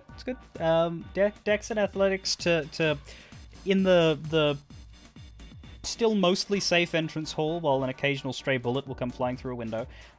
You manage to scramble your way around, through, and up the stairs, and can take cover off to one of the sides and essentially just observe what unfolds. So what's gonna happen here is I will start describing the events of the next few minutes. Stop me and interrupt me when and if Joanne does anything at all, because otherwise, since you're now lying in wait, I'll just keep going. Okay, so. Okay. It sucks to watch. It really does. These people are. You're not a rich snob. Like, you're the type of person, I imagine, who would have known as many of those servants' names as possible, right? So these are people that you'd very much like to not watch get murdered. So it sucks when, a bullet flies through and one of them is clipped and screams. Sometimes fatal, sometimes they just take a grazing shot and they, keep themselves together. The main hall is breached before you see Juliet, and it doesn't take too long for that, as the one door that was sort of blasted completely off its hinges and just fell fully in the entrance hall, is, completely knocked down, as a humanoid vampiric figure seems to have done that one with, it's not a white lion, thankfully, seems to have just either with force of shoulder or foot or full-bodied tackle brought it down and stomps in, walking over the door with elongated beastly claws. Now you see this person and you don't know who they are because of their outfit. They're wearing full black sort of body armor. The only part of them that is uncovered, because like they're wearing a helmet. They look like a military soldier, but their hands are uncovered, and the reason for that is because of these claws that they have going. So you can tell right away that's a vampire. Also, the fact that he kicked the door in. So yeah, elongated. It's like the hand itself is just deformed into like razor sharp animal claws, but nothing else strikes you as immediately inhuman about the figure. It's muffled because of the helmet, but you hear a snarl of intimidation as one of the servants starts firing at this creature. A few bullets miss, a few slam in to the body-armored shell. Knock him back a little bit, but don't knock him over, and you don't see any blood. The creature then darts to the left with speed greater than you would have liked to see. Just does that sort of like nightmare creature dart up to the shooting soldier and claw, swipe, head. Whoop, whoop, whoop, whoop, whoop, whoop, whoop. That's what you get for shooting at me. A few other soldier types are coming in at this point. Most of them have guns. Some of them are wielding more melee-style knives and such, and the melee begins from there. A lot more of the servants are flooding into the entrance hall now, and it's becoming very, very bloody very quickly. And this is all in the space of a good 15-20 seconds. It's at that point from down the side hall in the direction that you expected her to come from that you see Juliet, straight-backed, look of murder on her face, marching forward. She's unarmed. Her hands are at her sides, but she's doing this with her hands and looking ready for action. No claws on her. That doesn't appear to be in her wheelhouse. She's still wearing her usual immaculate attire, even though she doesn't leave the house or go anywhere. She still looks like she's dressed for the Elysium quality. She arrives at the top of the stairs. Looks down. Shouts. I see we have guests!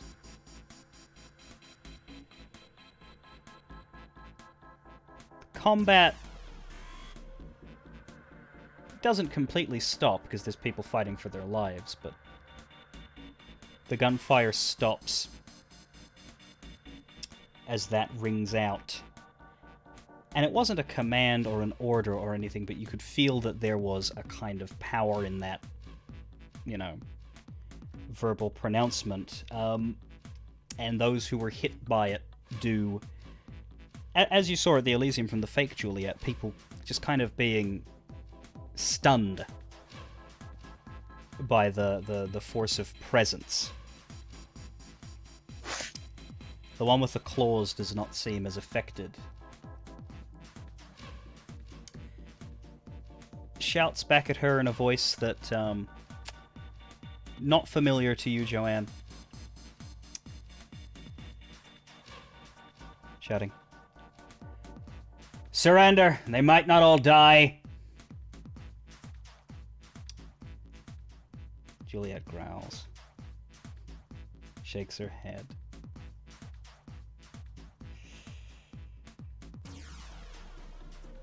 How best to put it? No, you know what? She doesn't even talk. She doesn't even talk. She reaches from sort of a... It's not behind her. She reaches into like one of the wall kind of features. It's like a little gargoyle like artwork thing built into the wall. Presses a kind of... You hear a thunk. And then when her hand reappears from around there,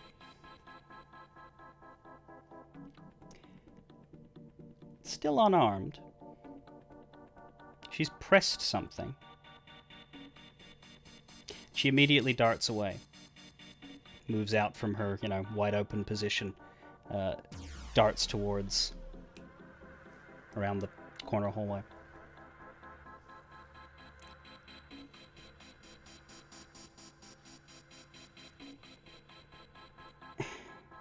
How to put it? Can I see where she's gone? You're on the opposite side to the way that she darted. You're not sure what she activated, but from the ceiling there arrive, I guess the best way to put it would be a kind of blade trap. You did not know this existed in this house. And the curious thing is, there is no evidence of this in the wrecked mansion. But several blades are falling from the ceiling and landing on some of the assailants. Unfortunately, perhaps the servants knew am I in the way? what was coming. No, you're on the second floor, which leaves you at the moment for safety. But presumably the servants were aware of this maneuver, but as a lot of them are, having to defend themselves and all over the place, at least one or two of them do unfortunately get sliced quite deeply, and now some of the wounds on those dead servants that remain, such as one particular servant in the entrance hall whose entire body was in one spot and left arm was a meter or two away from the rest of him. That's starting to make sense in Joanne's head now. But a good chunk of those masked body armored assailants, whatever these blades are made of, slice right through as they land heavily on the ground. And there are chains connected to them. And after that thunk, they start to raise back up again by the chains, as they are, you know. You're not sure if they're just going to thunk down again once that process is complete, or whether it is a one slice thing. But they do appear to be resetting themselves. Okay. So Juliet has dived back around the corner, and she doesn't appear to be doing anything specifically, but she seems to be lying in wait. She's crouched and ready. A lot of those assailants now are dead, at least the ones that came in, but you can see from the front door that there are a good more of them. There are about 4 or 5 alongside Mr. Claus, and that's all you can really tell from the voice. That is a male. Who he is fine. He dodged, and he is now lumbering his way up the staircase. By the way, as some more enter. You can hear shouts from other areas of the mansion as well. You're not sure fully how many there are because, again, not a single assailant body was left behind. But you can now see that, you know, there were at least 5 dead in this room. So yeah, the guy with the claws is stalking up the stairs now, fully intending to turn to the right and get after Juliet once he can see her again. Do you just keep observing and see what happens?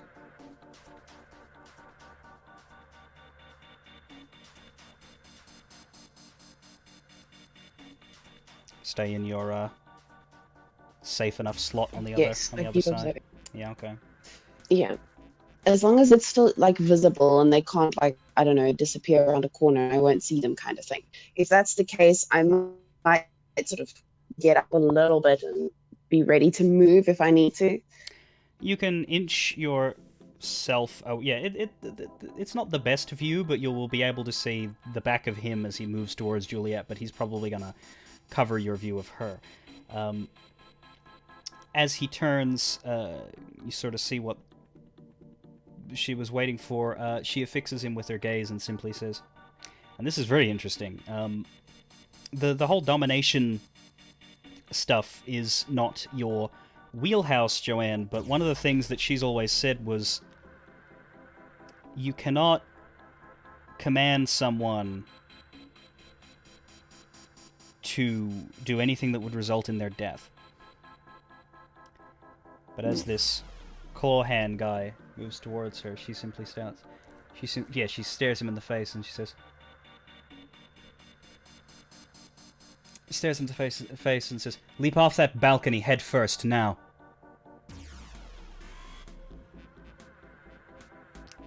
He turns and basically pogo sticks himself. Whoop. Such that it's like he's doing like a diving maneuver while he's still got the balcony to his right with the staircase, and just kaplummets himself, and you hear a crunch, but you also hear a sort of roll maneuver, and if you move your head to look down, you can see that his head is still intact, unfortunately. As far as you can tell, he is still wearing the military gear and the helmet, but the helmet, like the glassy helmet front bit, is now cracked in a lot of places. It is not broken. You can't see his face in it, but it has taken a lot of damage, and you hear snarling and oh, bitch!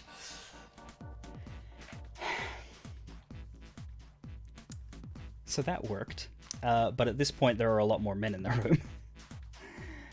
The men that were that were hit by the blades have been replaced by about as many, and at this point the blades have reset themselves back in the ceiling, and the claw man screams, "Ceiling, watch out!" as the blades come back down. This time having perhaps seen their, heard the warning and seen what happened before to the people that entered the room before them. the armed men. One or two of them is still hit. One really badly through the neck. The other one, is more while they were running, so like left arm, left leg. They managed to avoid where those blades are going to drop. It's kind of like a grid pattern sort of thing. There's about, it's a big room. There's about 4 of them. So, Claw Guy barks orders, and you can see now that the assailants are climbing the stairs. One of them, as they reach the top, go behind that little gargoyle sconce thing and look around for a moment, but they seem to hit the same clunking sound that Juliet used before, and as the blades recede into the ceiling again, you get the impression that trap has been shut off. As the claw dude... Watch out for her, she's a dominator!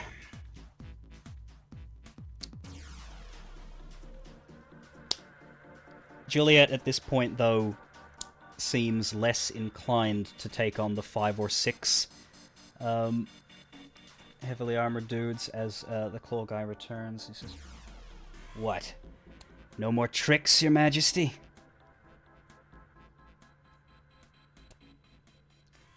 She looks him in the helmet and sort of puts together a brave smile and says, "I'm impressed with myself. I thought those things were supposed to make it harder for such powers to reach you." "Yes, they fucking should. Oh. So, how bloody are we making this?" She thinks to herself. "I could kill every one of you if I wanted to. But you have more, don't you?"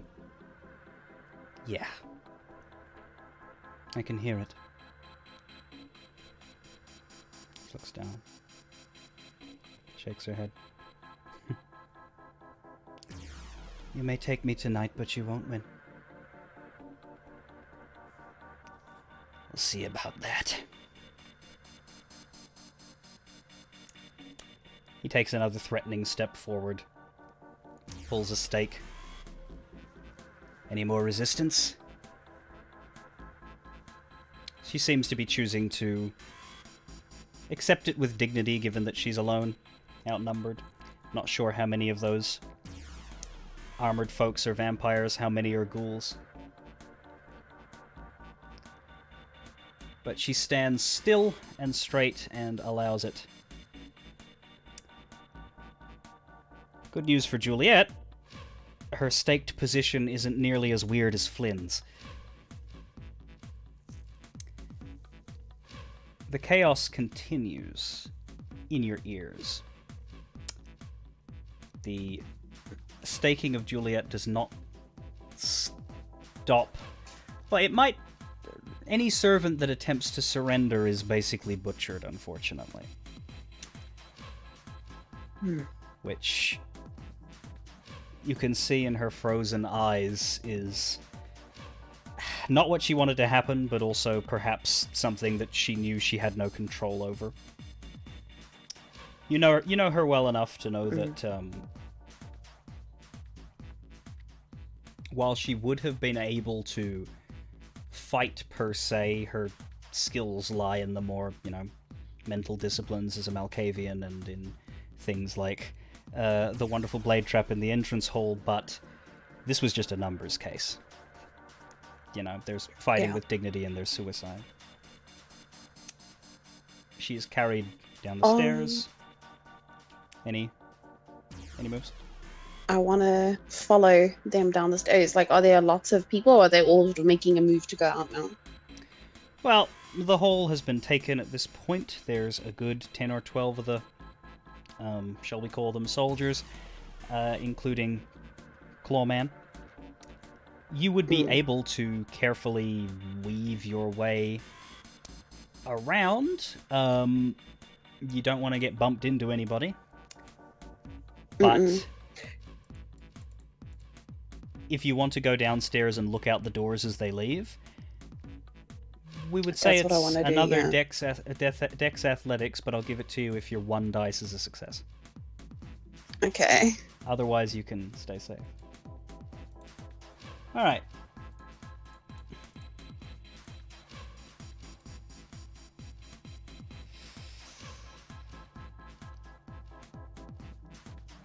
Oh, that's not a good face. You make the attempt. You get up, crawling carefully. Wait until they've, headed down the stairs. Starts carefully walking behind them and doing your best to move down each step very slowly. Very slowly. You don't want to make a creaking sound. And somehow in that process, you misjudge the length of those steps. Whoop! What the fuck? You roll to the bottom of the staircase. The entire armed group turn around, see this person sprawled at the bottom.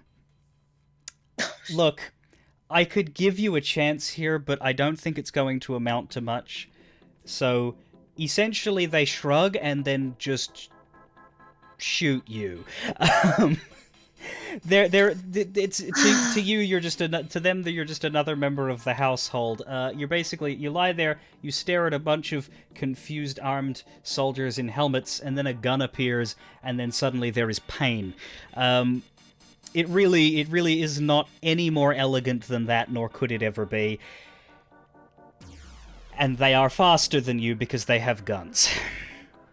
And you just fell down a flight of stairs. So I could do the whole, vampire, do you get yourself together and duck? But then there's still 12 of them and they can all see you now. You're done. Yeah. You're done. You tried. You do not get to see them carry her out any further. Joanne sort of... that was weird. But it's the same. It's like a dream. You're not suddenly dealing with the trauma of being riddled with bullets. It's more you're dealing with the idea of it, and so there's a shock of Waking up. Yeah, there's a shock of I think I should just have been, And I mean, a vampire can be riddled with bullets without dying. It's not the end of the world, but there wasn't anything more for you in that regards, and the shock of it hitting you would have brought you out of it more so than, strictly speaking, fulfilling the laws of death. Selena is not awake yet, though. You're the first one to wake up. Her explorations have not yet finished.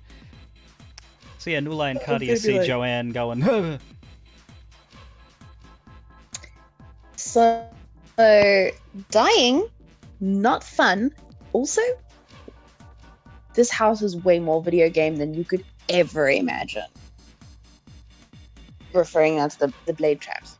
Who even... Right. And then I look for Selena, like, what's up? Like, what's happening? Do you wake her, or do you just wait until she rouses herself? I would just wait and probably just nurse a little bit of oh wow, that did I just die? Not much longer for her, maybe like a minute at most. In that time, Joanne, in your curiosity, you could take a step into the entrance hall and look up at the pattern in the ceiling, which you now see are hiding the goddamn funks. Just the little markings that just looked like a rectangular pattern, but no, there's a reason. I would also want to go and see if I can find the switch, because I want to know, just for future reference, how quickly can I get to it? Yeah. Okay, so yeah, there's a gargoyle thing in the back wall that is at the top of the stairs. Behind it is a little it's in it's under the arse of the little sculpture. Basically, you just sort of fondle it a little. It's not, it isn't the Give it a arse. little It's hug. like the sculpture was placed on top of the button, and the button is right under the little tail and the little butt bit, and so it's. Do you press it? I don't, Okay. because I don't know where everyone is. Like, I'm just like, can I see you? Yeah. That'll be all. just looking at the wrecked entrance hall again, you can see sort of the imprints on the ground, and you're like, oh yeah, it looks like a blade slammed into those.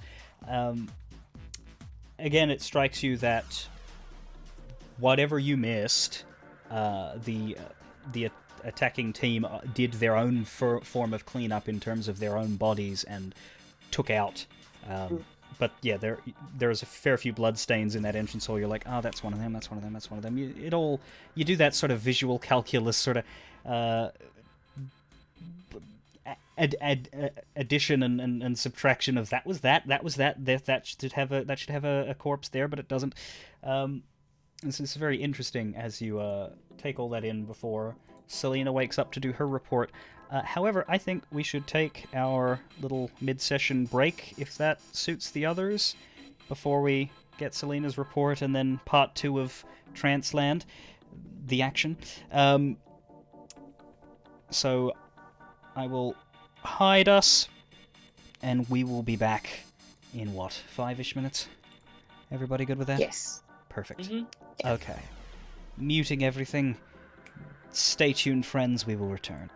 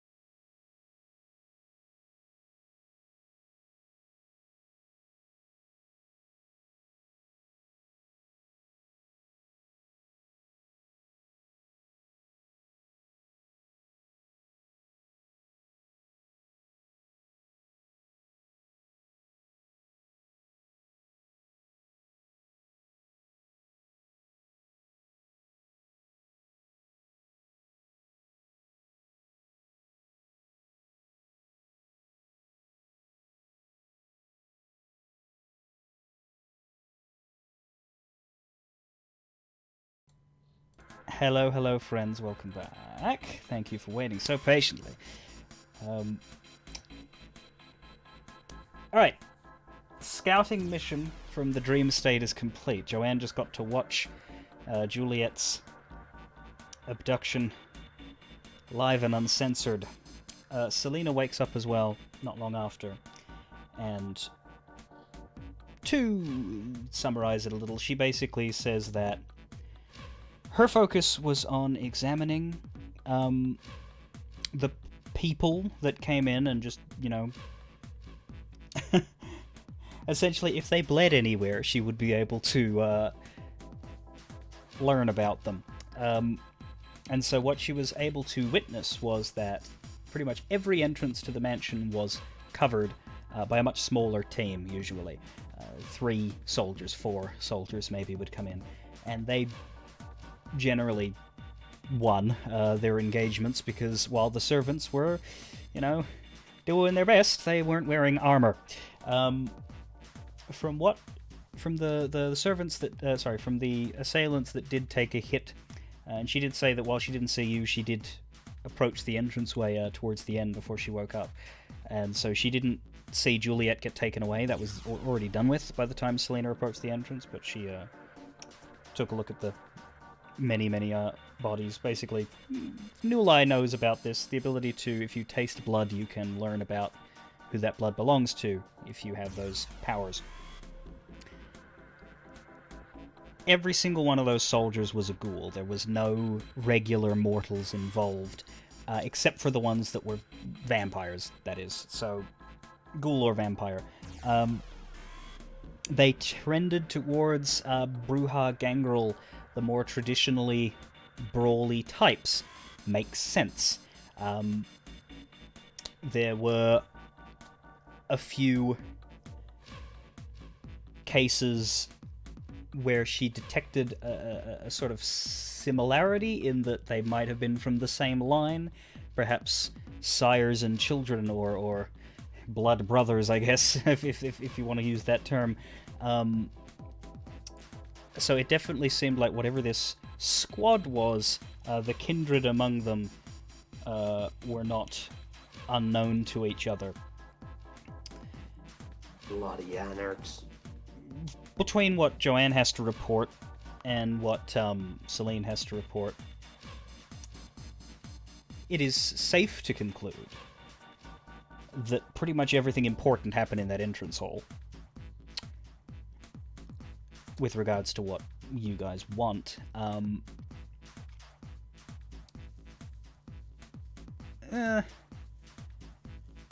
As to whether or not they were anarchs, well, Bruja Gangrel are traditionally anarch-aligned clans, but doesn't seem to fully add up with the situation. Bruja and Gangrel are definitely the ones to call upon for a battle, though, yeah. So it's not completely nonsensical. And hey, as demonstrated by Nulai's very compatriots, there are Bruja and Gangrel that are quite Camarilla aligned. You're saying I can trust them? I think that just lowers the trust in my my coterie companions. I don't know, it's all up to Nulai. I'm just stating. I'm just being the back of Nulai's mind, stating what Nulai would reasonably know. That's what I'm doing there. You can be bloody anarchs all you like. I'm just telling you. What knowledge has been available to you? Anyway, do you say that out loud though? You say bloody anarchs? Mutter. Sapphire will pick up on this. Wait, what? We didn't fucking do this. What? I mean, not all anarchs. Just,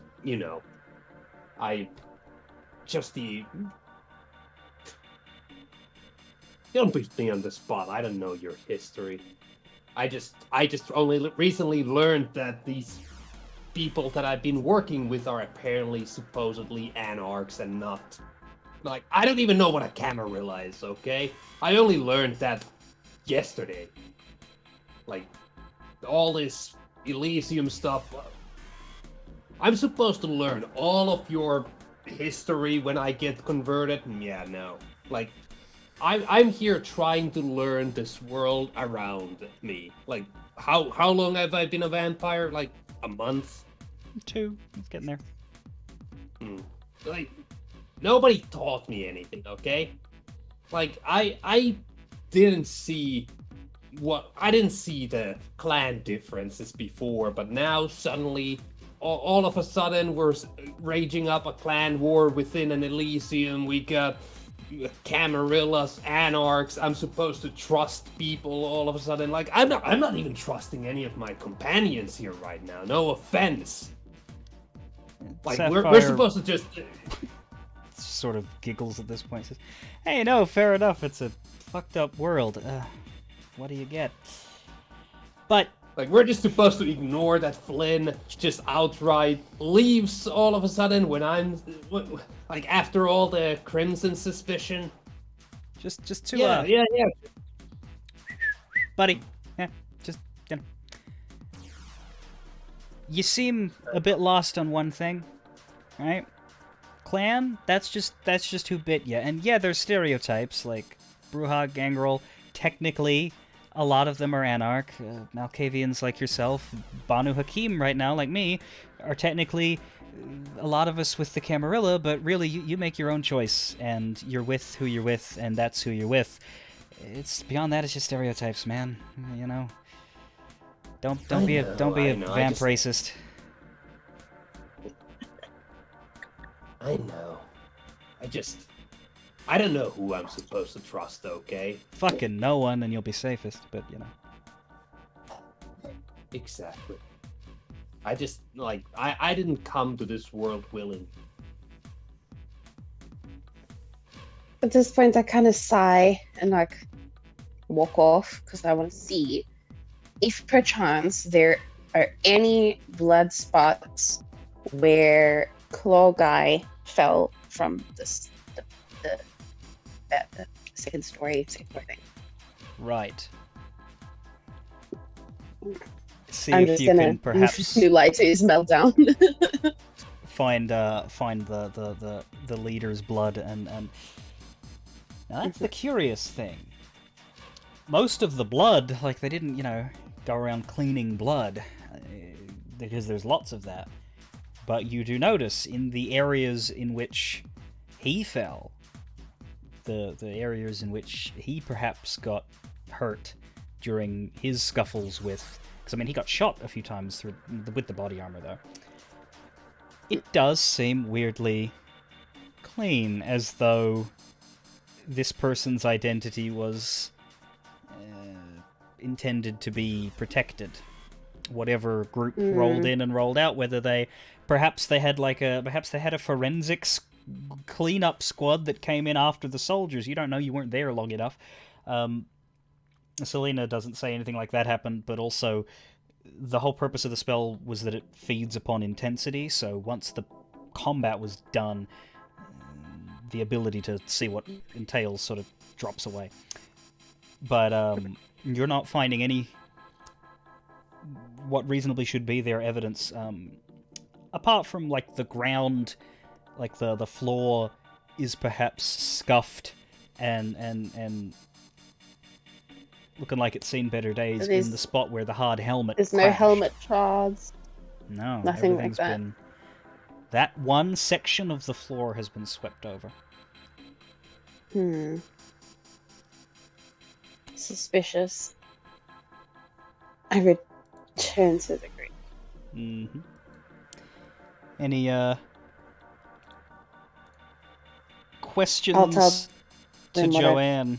Yeah, I assume you filled them in on your journey. Just as Celine Yeah. did. And then I tell them also that I went to go and look, but there's nothing there. So whatever their intention was, they wanted to make sure this person was not real. I don't know who that is.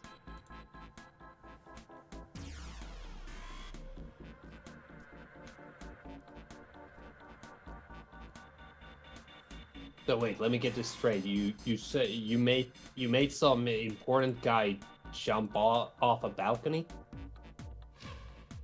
Juliet did.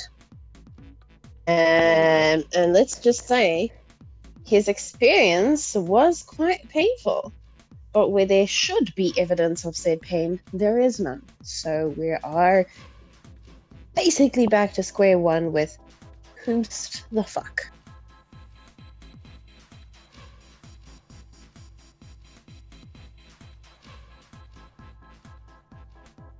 A guy in full body armor, you say, with a helmet on. No. Mhm. All of visible the identity. assailants looked the same in terms of their dress.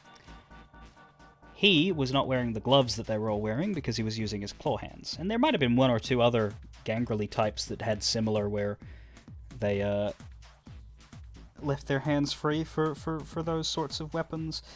But he was the one barking orders. And he was the only one that Joanne saw that was doing that. Well, it sounds like we need a crowbar to pry open that helmet. Pry it off, open, whatever. That can be arranged. Sounds like there's a hell of a lot of men with guns, says Sapphire. So, we need a game plan. Figure out, like, what do we want to accomplish when we go back in there? Is it get that guy, get his helmet off?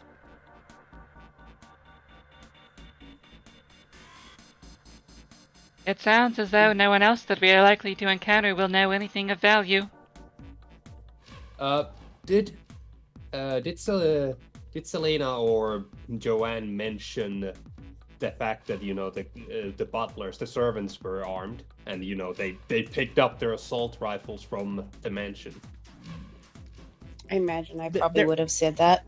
There was one specific instance of, servant grabbing a gun from a cabinet that Joanne noticed, but Selena would corroborate that and say it seemed like the mansion is just riddled with little, or at least it was riddled with like just weapons hidden here, there, and everywhere, and it seemed like each servant had been briefed on where to go to get theirs.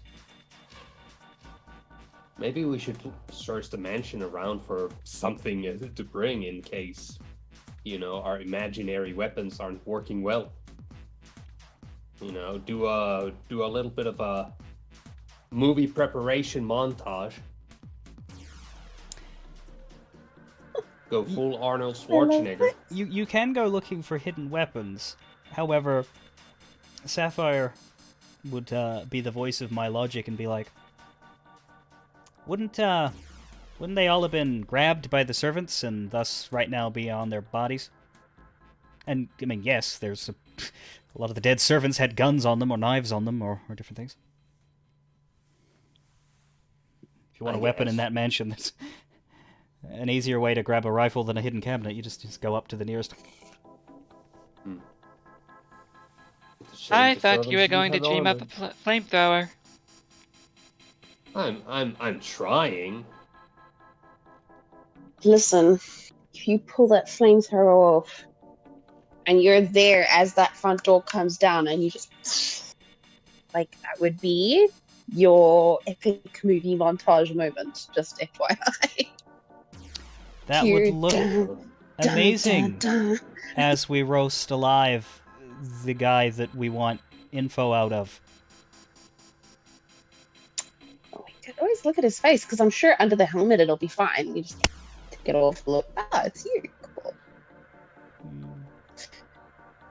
I mean, we could That's end a up theory. doing the Lex Luthor and say, I have no idea who this guy is.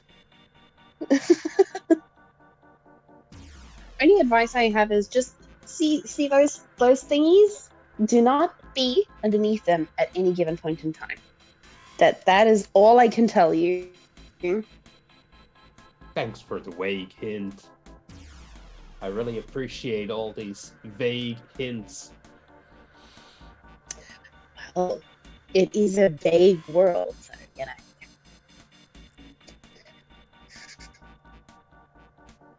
Also, Nula just quickly glances at Sapphire and says, "You see why I don't trust these people?" As At this point, I'm just like, well, fine, die by ceiling trap if you want. Stealing it. trap. no Thank you. No lie. As as Joanne was giving the vague hint, but before they elaborated on ceiling trap and telling you to, but the stirrings of I don't even know if it would be correct to call it music this time. It's very quick, but it's the same old voice. It's more of a shout than anything else. But as the ceiling trap is pointed out, but before you know what it is, you just hear in the back of your head, "Cut my life into pieces!" And I don't know that song well enough to continue, but it's that one. Well, I guess it's my last resort. Yeah, that's it. Blade trap. All right. But yeah, Sapphire's again asking, like,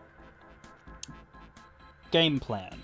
This is one of those very rare, incredible opportunities in which we know what's going to happen bit by bit, and we have a stated goal. So, how do we execute this? Who's on what job? I was thinking something like, I chop off arms and legs until I can't fight back anymore. I mean, if you two want to go all Blade Runner, sure. I can cover your backs with whatever I The can Dead conjure Space up. maneuver.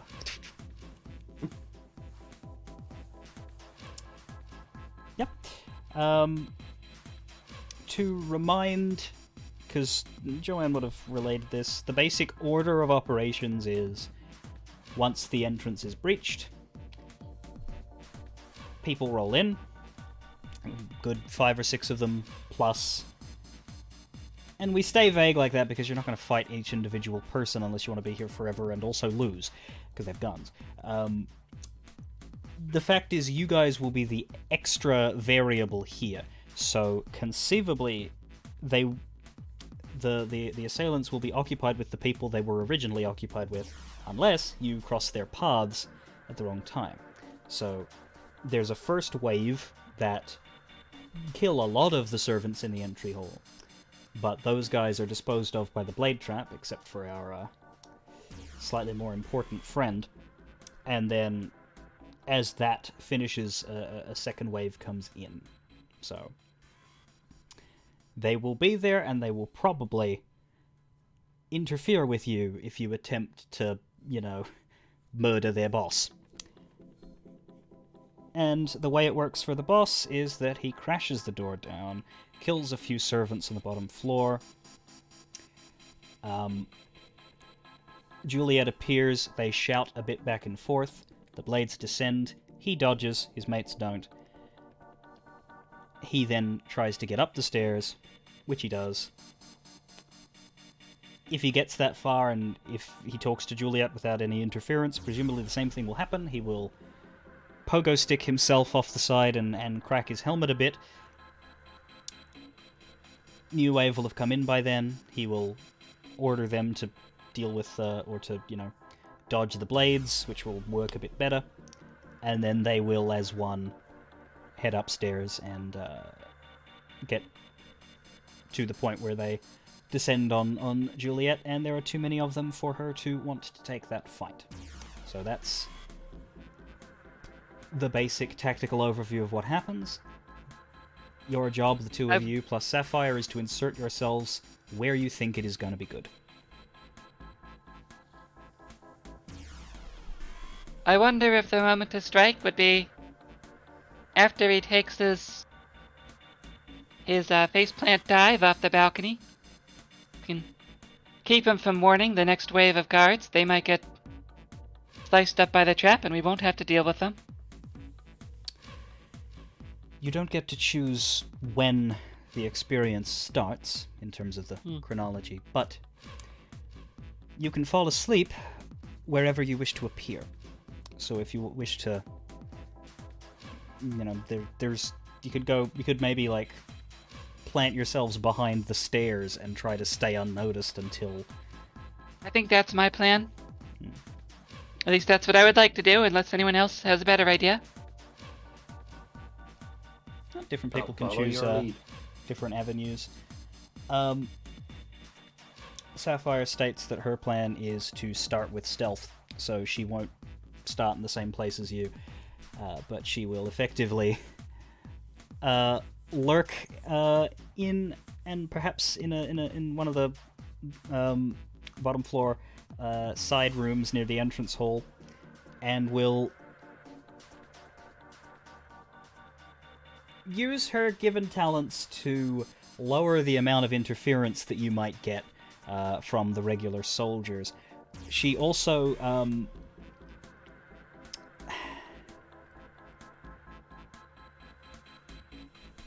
she makes a suggestion to Katia, if she wants, as to something that she might be able to conjure up in her brain if nothing else of a more interesting idea comes to her. Sapphire takes out a little green vial, not unlike the one in terms of like what it looks like that Joanne saw Selena quaff, except the liquid is green. And she says, "You coat this on a blade, you put the blade into a person, and the person is in much distress. I'm not giving it to you, but, you know, use your mind." I understand the concept. A simple plan, I approve. But it's more likely to work since you have the reference. She rattles off some scientific names of poisons, which Katia might well fully know about, or may not. And smiles and is happy to get started when the other two are. Any last pre-thoughts?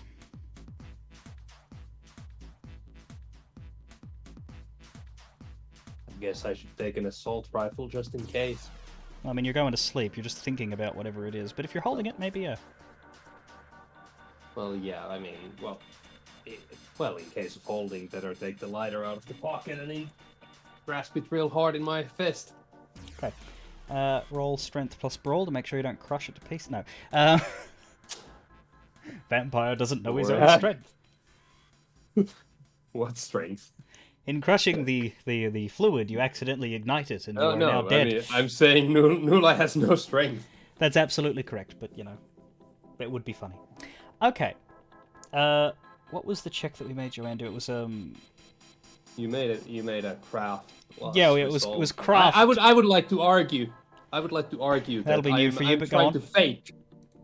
I'm trying to fake my lighter as a flamethrower. I claim it as subterfuge. Okay. I will let you have that if that's the way Nulai chooses to focus. So your intention is to bring a rifle with you, but also to turn the lighter into a flamethrower? You're just Yes. going to turn it into an arsenal? Where are you positioning yourself? Are you going to be under the stairs with Katia, or are you going to... Yeah. Okay, cool. Katia, what do you attempt to visualize as your loadout, basically?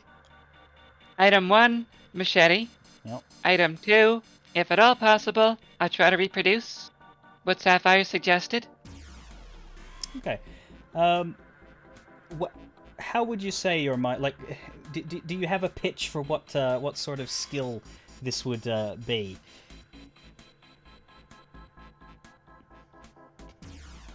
Well, if I can't... Sheer determination?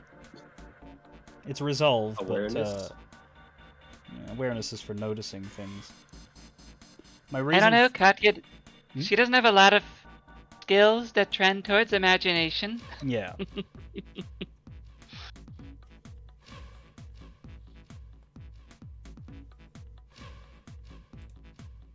Persuade your own mind. I don't know. I'm afraid that nothing really jumps out at me as being appropriate, and Operating on pure survival instinct, perhaps? perhaps... It's better than nothing. You don't have 0 points in it, and I'm... Modified by anything, or just survival? No. You can have your one, Nula. You convinced me. That way everybody gets to rely on their strengths for this. I claim the persona rules. If the enemies believe it's real, then it's real. So I have to... The roll makes me add something. Some stat. Yes, resolve would be the trait to add to it, because you're focused and concentrated, and it's an entirely mental process.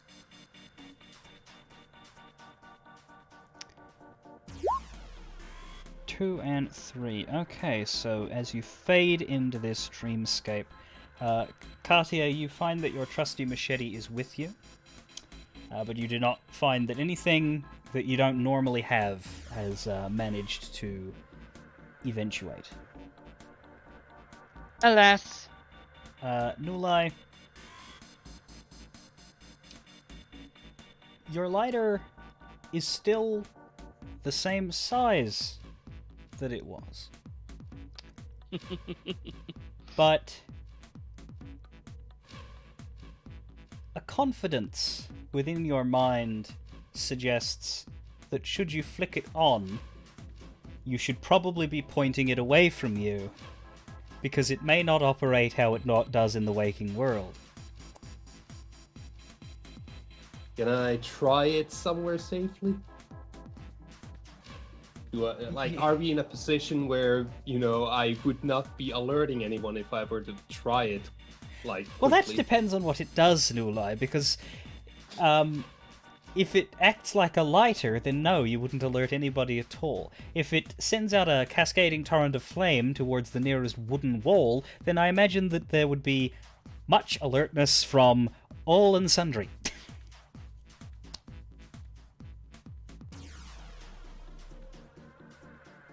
Well, I guess we're testing it in a combat. How's your faith? Well, right now, considering anything is possible, it's dreamland.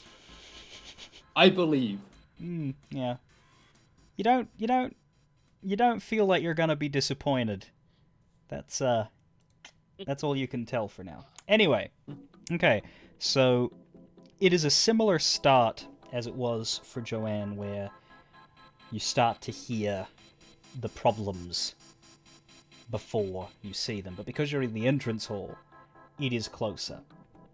You hear a car, you hear several cars pull up, you hear shouting, the servants start buzzing around, you see them grabbing weapons from hidden drawers, and someone presses a button in a wall and it slides, and there's a bunch of guns, and they take their guns, and then they press the button in the wall again, and it closes up, and you make a note for want to see if there's anything in there.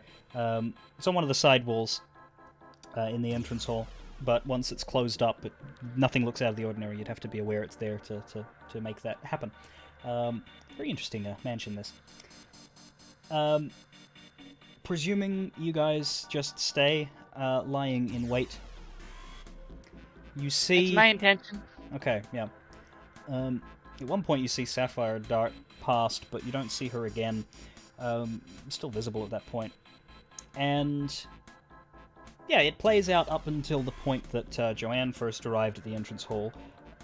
Windows start to get smashed first with bullets, and there is a firefight outside. A lot of the servants that had gone through the front doors to take the battle in the courtyard doing their damnedest, but you can't really see them. The big doors have been shut and tried to, keep them together and safe. But we can skip through that to the same scenario. The claw guy busts the door down with the power of his own gumption.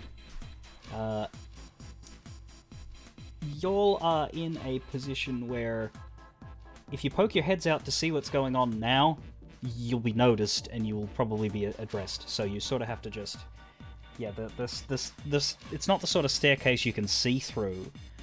And there are servants with you who are using the corners of this area as cover.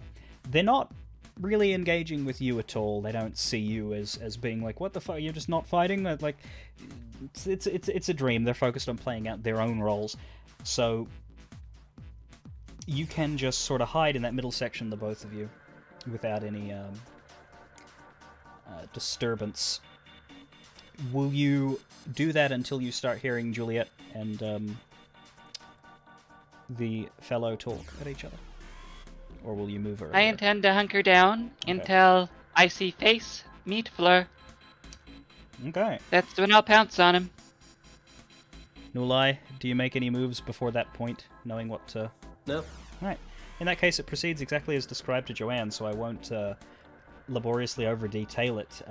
You hear the blades come down, and in fact, from your perspective under the stairs, you can probably see just sort of like the lip, the area that you had to go into to get to that section, might have one drop down, and at that point, there's probably, no fighting going on in that section, but you can see it and be like, oh, wow, that's, in Nulai's case, frightening, in Cartier's case, damned impressive. And then it starts lift itself back up, and yeah, eventually it's in one of those little lip sections, given that he's come from the balcony, that you hear Juliet's command, and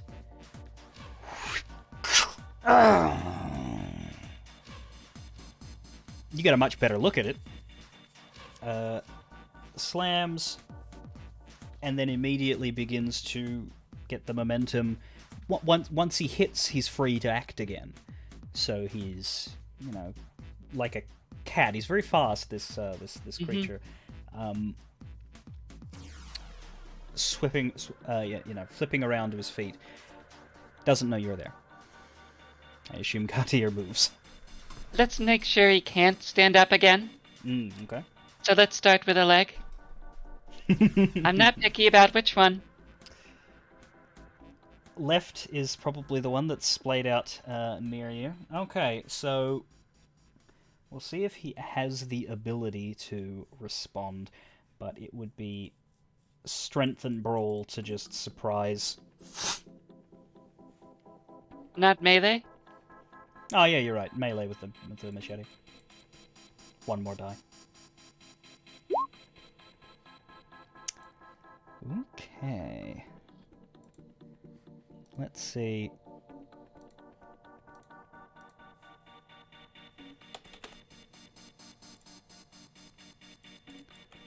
He will have...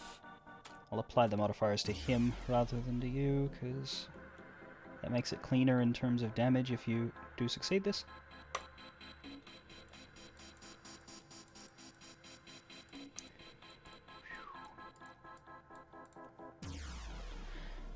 Okay. Now, the body armor,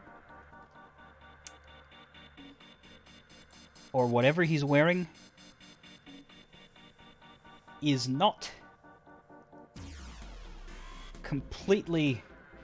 It doesn't completely stop you from hurting him, but you're not getting a slice through, slice off. However, it's like... Whatever armored fabric on his pants, or whatever it is, it's like, it does not break, but it does sink in. Like, there is a sickening crunch and a... Something like even a bulletproof vest won't stop your ribs from breaking? Yeah, it's like that. You've still, you get the, you feel a slice, but when you pull the machete back up and out, you're pretty sure he's bleeding, but the pants are catching it. So, it's weird. But you got him. But he's not dead, and he's definitely still got the leg. As he snarls and turns, you can see the cracked helmet. He's turning to face you now. You cannot see, like, it's blacked out, so to speak. There's definitely a face in there, but you would have to smash the helmet or pull it off or do something to see who it is. You get no words out of them, just snarling. Nulai, you have the ability to act on this person or on the outside mayhem, if you like, before he responds to Katia. Nulai just mostly followed Katia, he's just, he doesn't really have a plan here. Yeah, so Katia has, Nulai's emerged from the little hideaway, but what's going on there is The stairs are still going to obscure it from all of the soldiers going on, so Nulai can just watch this unfold, or Nulai can also attack the dude. I wouldn't recommend using a flamethrower on the dude that you want to interrogate, though. Nulai is mostly like... He's more like, between the possible oncoming soldiers and, Katya and the dude. Like positioning. Okay, so you might himself, check but the not- other side of the behind the stairs sort of section just to like make sure no one comes in. Yeah. From there, yeah, you can see that there is definitely a battle going on, and it doesn't seem as one-sided as what Joanne described. Probably because of the blue-haired twirling figure with the two knives that's just going around slamming into people and cracking helmets with the blade and yeah, changing the pace of things a little. So yeah, the snarling figure is not on his feet, but you're in a kind of like, I assume that you stood up and are standing over him, or did you lean over from your sort of hunker down spot? Like what are you at his level or are you standing? Let's say at this point I'm standing up. So Okay. if he tries to get up, tries to fight back, hopefully I can at least incapacitate an arm or a hand. Yeah, the claw hands Break at this his leg. point, he is... I mean, he's surprised that this happened to him, but he's also aware that he's in an active combat zone, so he's not completely unable to attack you from the shock. The claw hands are coming out to slice at your legs and hopefully cut you down to where he is. You can bring the machete down again on the hands to try and block that, or you can try and dodge and move your legs out of the way of the attack. Those are your two options. One's an attack counter and the other one is not. Let's go for the attack. Okay, same roll, basically. He, we'll say no modifiers because he's quite comfortable at ground fighting.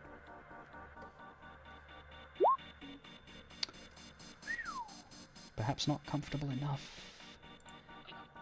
Although he has way better dice this time because he's actually attacking. So we'll see.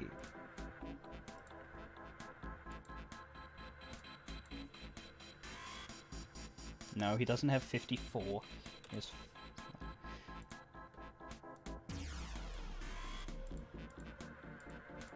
Wow, okay. Yeah, not so much. You bring the machete down hard as the two claws come out, and you catch one hand, which is, of course, unprotected. And being a machete... The other one is fine, but the attack sort of stops because he's been Star Wars'd, and he's in a bit of pain.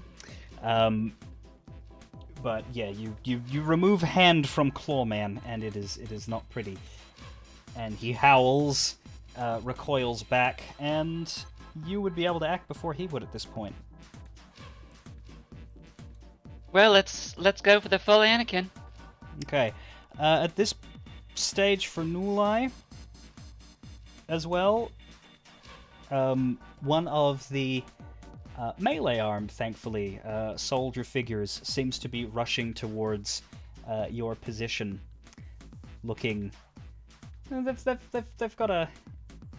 Similar to Cartier, actually, it's a longer bladed thing, so probably a vampire, but you can't see the face or anything. Gloves, you know. Do you see if it works? I think it's time to shout a movie one-liner and say, "Let's have a light." Okay. So I'm going to do a special roll for this that isn't in the rules, but is an extrapolation on how I think this should go. This is the power of Nulai's belief. So a gun... Firing a gun is compose your firearms. Firing a magic flamethrower that may or may not do anything is composure subterfuge, because that was your argument for how Nulai powers this. So I will give you composure subterfuge, which is a lot better than composure firearms for you. No modifiers. Did you? You just skated in on the actual conception roll when you went to sleep, so no, you would have had to succeed with flying colors for that. 3 again. Okay, let's. We will counter roll this and make it fair. Although I don't know. What is he gonna counter a massive wall of flame? It's to work out if 3 successes is enough to make it happen or not, rather than me just arbitrarily being like, the difficulty is 4, and then you get nothing. At least this way you have a chance. A good one, as it turns out. As you press the lighter on button, like this, like you're holding a pistol, except it's smaller. You summon up all of your hopes and wishes for the world. You've been alive for what feels like a long time to you. Maybe not that long to others. And you've been dead but still kind of alive for a very short time. But in all of that time, so many times have you allowed yourself to hope and believe. And in all of those times, they have been dashed. The person has let you down, betrayed you. The new opportunity that you thought was going to lead to joy and wonderment turns to ashes in your mouth. The new resolve that you've set for yourself just hasn't come together. But this, as a symbol, if you were able to make fire spew from this lighter and engulf this nameless mook whose sole purpose of existence is just to get roasted in this dreamland, then perhaps that will be a sign that things will go your way, that you can take control and light it up. And as you think of this, as you pull that button, you close your eyes, because you just don't want to see the hopes get dashed again.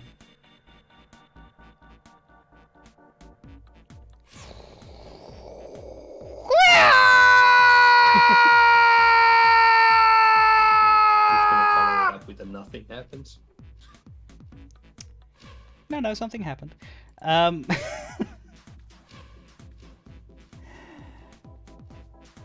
Everything is as majestic as you always wanted it to be.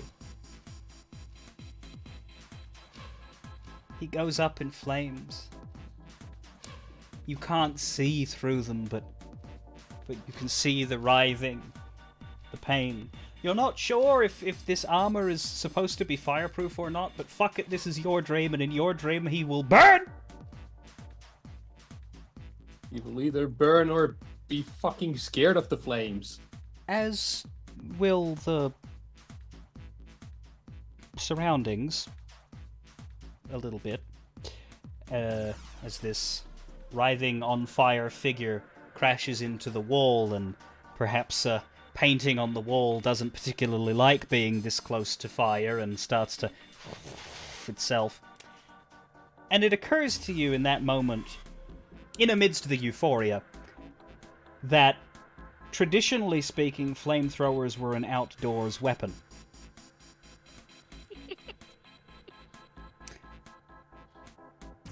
But fuck it. Good was done today.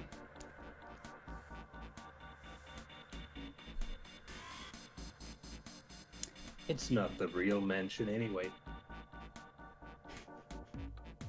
Meanwhile, the sleeping body of Nulai drops a cigarette on the floor.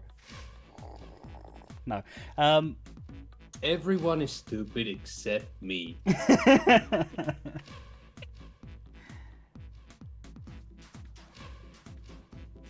Katya, there is a one-handed, angry, snarling beast. What you doing? You've got a pretty much a free attack while he is dealing with his trauma. I will advise him. I will continue removing limbs Until morale unless improves. you tell me who sent you. And then, if necessary, we'll get personal. Then I'll go for the other hand. Snarling and growling at this point. Yeah, I mean, it's not coming out at you this time. Like, he's back here holding it and trying to get away. So it will be... It's a free attack, but it will be tougher to make a cold shot like that. Seriously, disabling the arm is good enough for now, really? Yeah, you want to slice into the other arm. Okay.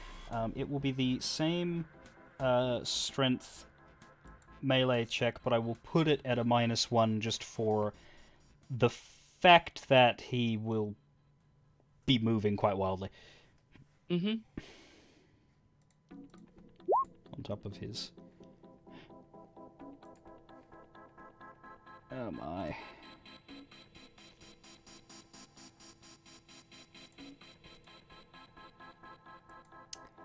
Okay, so, he doesn't get away from that.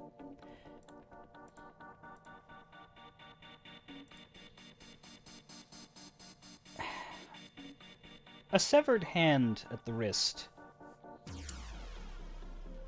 results in quite a lot of blood being pumped out at quite a high speed from a human. Now, a vampire is able to control this better. They don't blood spatter in the same way. But it isn't so much that that amount of blood is spilling out, as it is that amount of blood is open to the air. And as your machete perfectly sails through the air, and once again... This was a messy crit, by the way, if anybody missed that. Once again, slices through the other hand, causing another snarl. It really, really clearly... You feel that there is potent, powerful, familiar vampire blood in the air. And you really want to grab that wrist stump and just drink from it. Either one will do. Do you obey this urge, or will you employ your willpower to resist it? Now, when you say familiar, do you mean as though I feel it's personally familiar? It doesn't change my decision either way. I'm just wondering in advance. Your beast is very loud right now, and that sort of higher reasoning is best served for after the immediate crisis in your brain is resolved. But it is a term that occurs to you when I need to ask this person questions, so let's avoid losing control if at all possible. Okay, that will just be a straight-out willpower roll. Which is a nice shiny button high up on your sheet.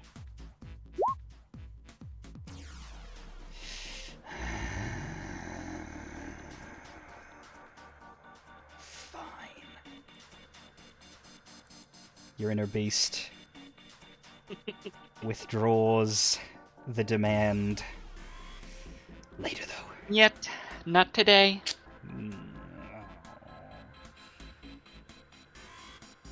Claw guy, perhaps not the most apt term to describe him anymore, is...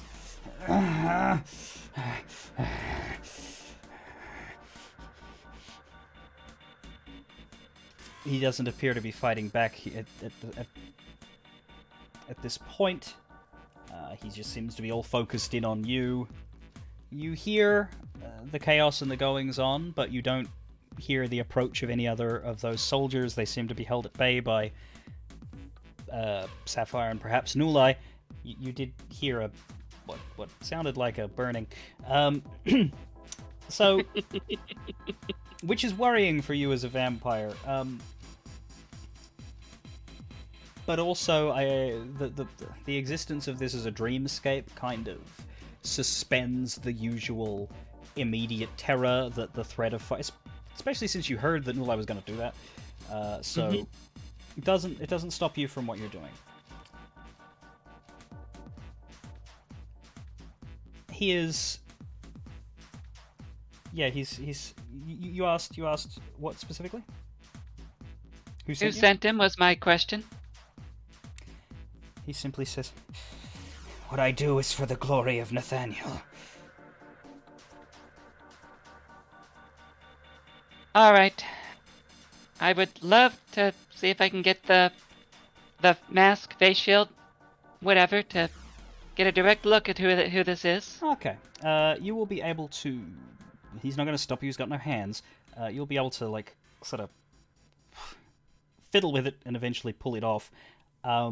So we'll look in on Nulai for a second, who is now. Okay.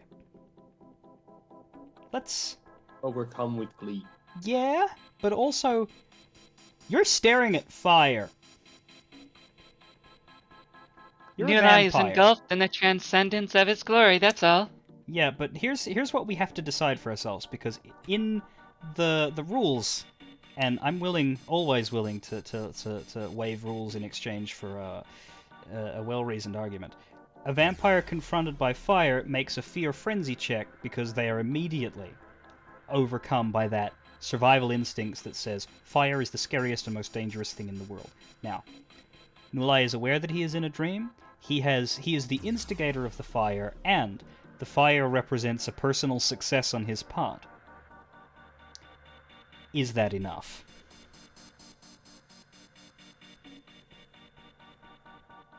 I mean, I'm willing to roll an awareness check or something if that's what it is. We could do the frenzy check with some positive modifiers to be like... But really, yeah, the question is there would be a war in Nulai's mind between "this is amazing" and "I'm gonna die." Now, I think the frenzy check just has its own sort of... I think it's humanity-based? I think so, yeah. I believe you have to set modifiers and you also have to set difficulty. So... What we might do instead of... I kind of want to know how many dice you have for this. I think you have a lot. Can I just do a fake one just to be sure, and then I know how hard I want to make this? I think humanity, or like frenzy checks, divide your humanity by 3 and round up. So I would end up with 3 and... Okay, that's good. Yeah. That's how I remember it. But this is our second one today, but we haven't encountered them a lot in previous weeks, so the specific figures don't come to me. Well, let's say that because of all of the positive associations Nulai has with this moment and has with this fire, that Nulai needs just 2 successes to avoid... And no modifiers? We'll give you 1 extra die with the 2 difficulty. If you're going to get 3. Well, the good news is the extra die that brought it to 5... oh, no, you would have 4. Yeah, no, I should have just let you have the 4. But either way, 2 successes, frenzy restrained. In the back of your mind, Nulai, is a faint voice whispering, "Fire bad, gonna die, fire bad, gonna die!" But then, in the front of your mind is a louder voice shouting, "Fuck off, we're happy! Let me be happy! You ruin everything! Just let me be happy once!"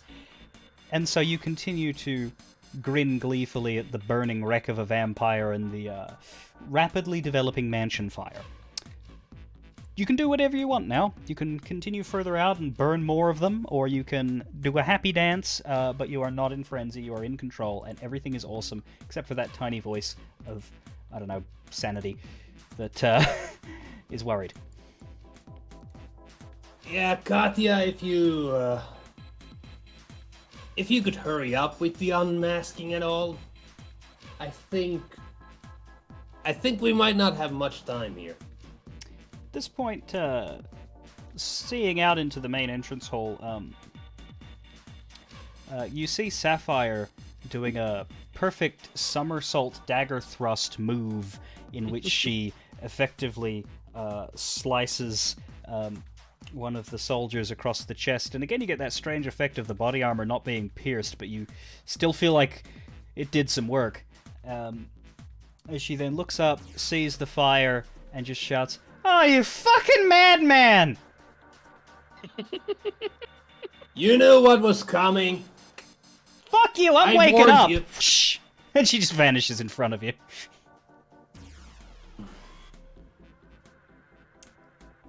But she did some work, you know. You could have gotten overrun if there was not the fire support, I guess. Can I just set up the whole choke point or hallway, whatever, up in flames to make sure that nobody comes through there? You can absolutely set fire to whatever you like. As to how good of an idea it is, I don't know. At this point, Just a little fire. you are in full That's a confidence. treat. You know it works. You know it works. You're not attacking anyone specifically. So yeah, you can just be like, Just, not a lot of fire, just a little bit so that nobody dares to come through. Just only to a make little bit sure on that fire. It's still good. It's still good.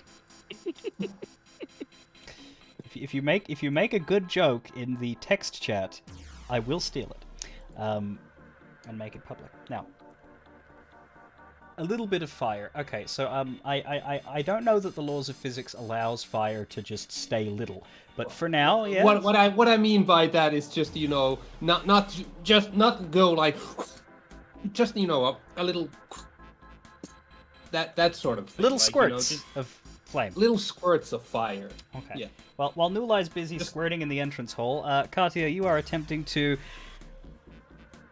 open up the helmet, and you know what you're going to see before it's off. You know who this is. The helmet comes off, and deep sigh within your bones as you look down at your sire Arkady. The light of recognition not in his eyes, because, well, Katia was never here. The memories of this reconstructed dreamscape are not aware that he should know who you are. He spouts about Nathaniel. He says that this was the next step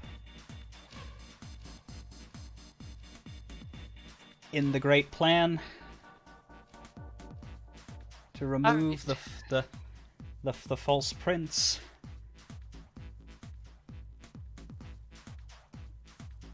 At this point, I'm going to do my best to be as scary as I can be, which, considering what I just did, I think can realistically be quite a lot, and just... I want a simple answer. You can still walk out of here if you give it to me. Who gave you the order to attack this house? Okay.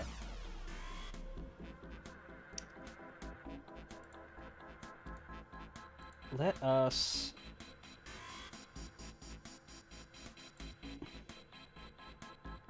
We'll make it intimidation and, I guess, composure in terms of keeping your cool. You're not charming him. We'll make it intimidation and composure. I won't tell you what the difference between a success or a fail means here. We'll just, you'll get an answer. But after you roll. I also am not going to tell you if you succeeded or... Well, yeah, okay. I mean, I'm not going to tell you if you succeeded or failed, but I think you have enough... I think you have enough points of IQ buried in that brain to take a guess. He's still snarling, and he's clearly in pain as he looks at you. Says,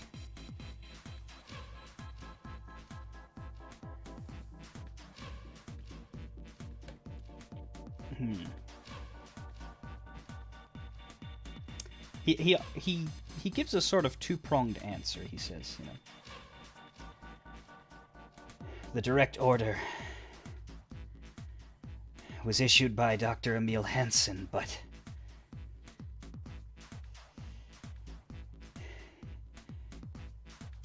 he acts as we all do, a conduit for Nathaniel.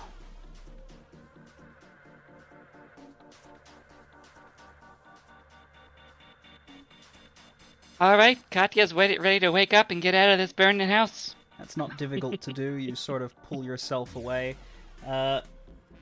Nulai. Burn more! Burn more! Okay, Nulai majestically walks forward and at this point the whole thing Now that I see that Katya is out, she seems to be done with it. Just full blast. Okay. It's then that you hear a confused and indignant shout of, "What are you doing?"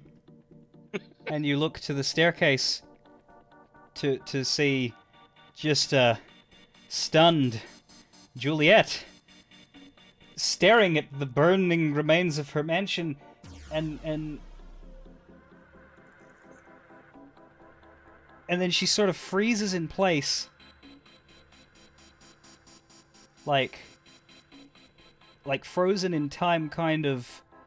The simulation did not account for this outcome.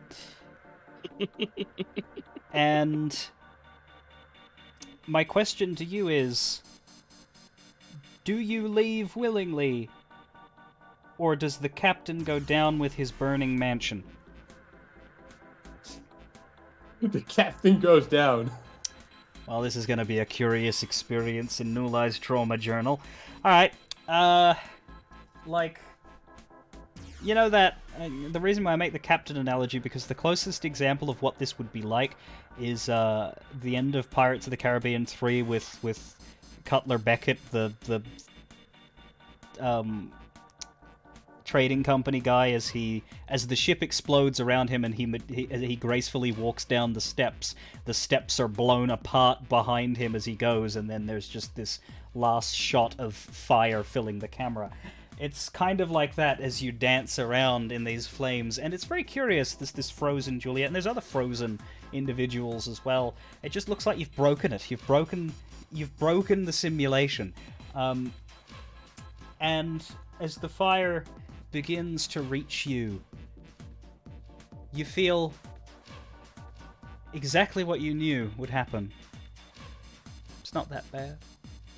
You are above the fire. You are Nulaius Targaryen, and you will not be burnt.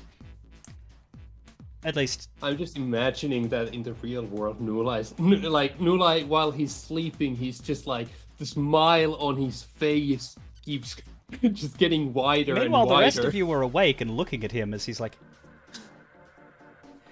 Yeah, just as like a time lapse.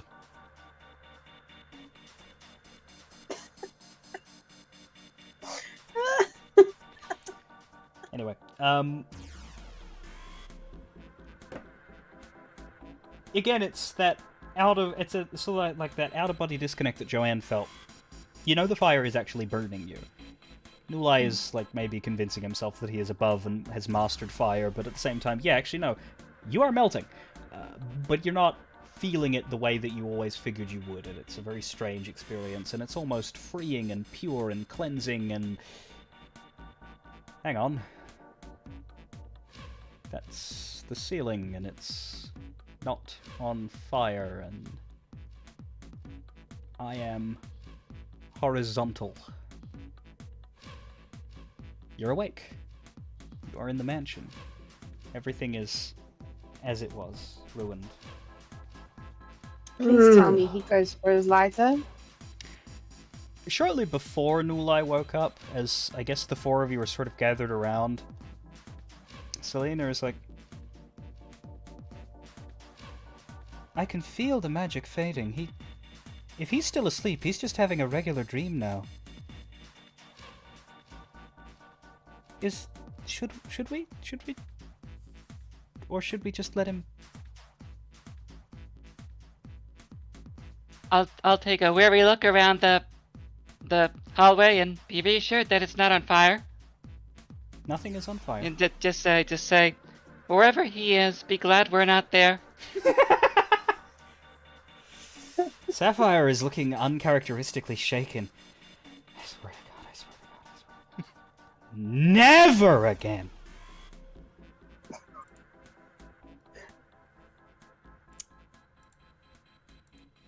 as your eyes open and you return to the world, you see 4 people standing over you, looking, well, Selena looks a little bit concerned.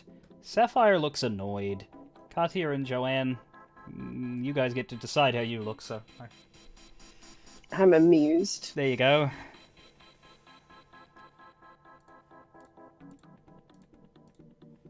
At least one of us got to have fun.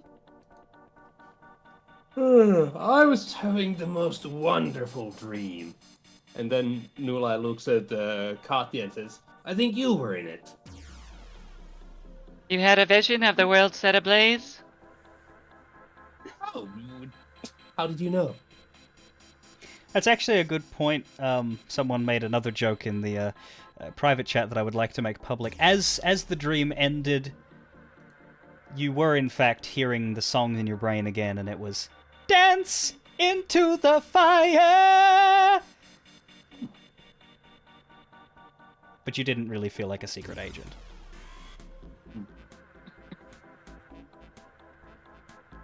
In the back of your mind, it somewhat worries you that this mysterious singing voice has access to your dreams. Perhaps you're a bit too euphoric and on cloud 9 to be worried about anything right now. I'll just shoot Sapphire a knowing look and say, I doubt either of us are going to underestimate him again. Yeah. Well, I Nulai mean, just slightly caresses the little lighter on his hand and says, you did well. I had an okay time. I played distraction. Looks to Katya. What you got for us? What's the bad? The fucking doctor. The doctor took her. The one we chased out of that hospital, he's still at it. He's Oh. probably brainwashing her this minute. Damn it, I was hoping for Peter Capaldi. And that clown in the armor was my fucking sire. What? Mm-hmm. Which... Wasn't he at the Elysium? Wait, Maybe Who- he left early. Nulai and Joanne would not know. That description does not lead straight to Arcady. Sapphire is also not completely certain what... Wait. Okay, go. You're not talking about...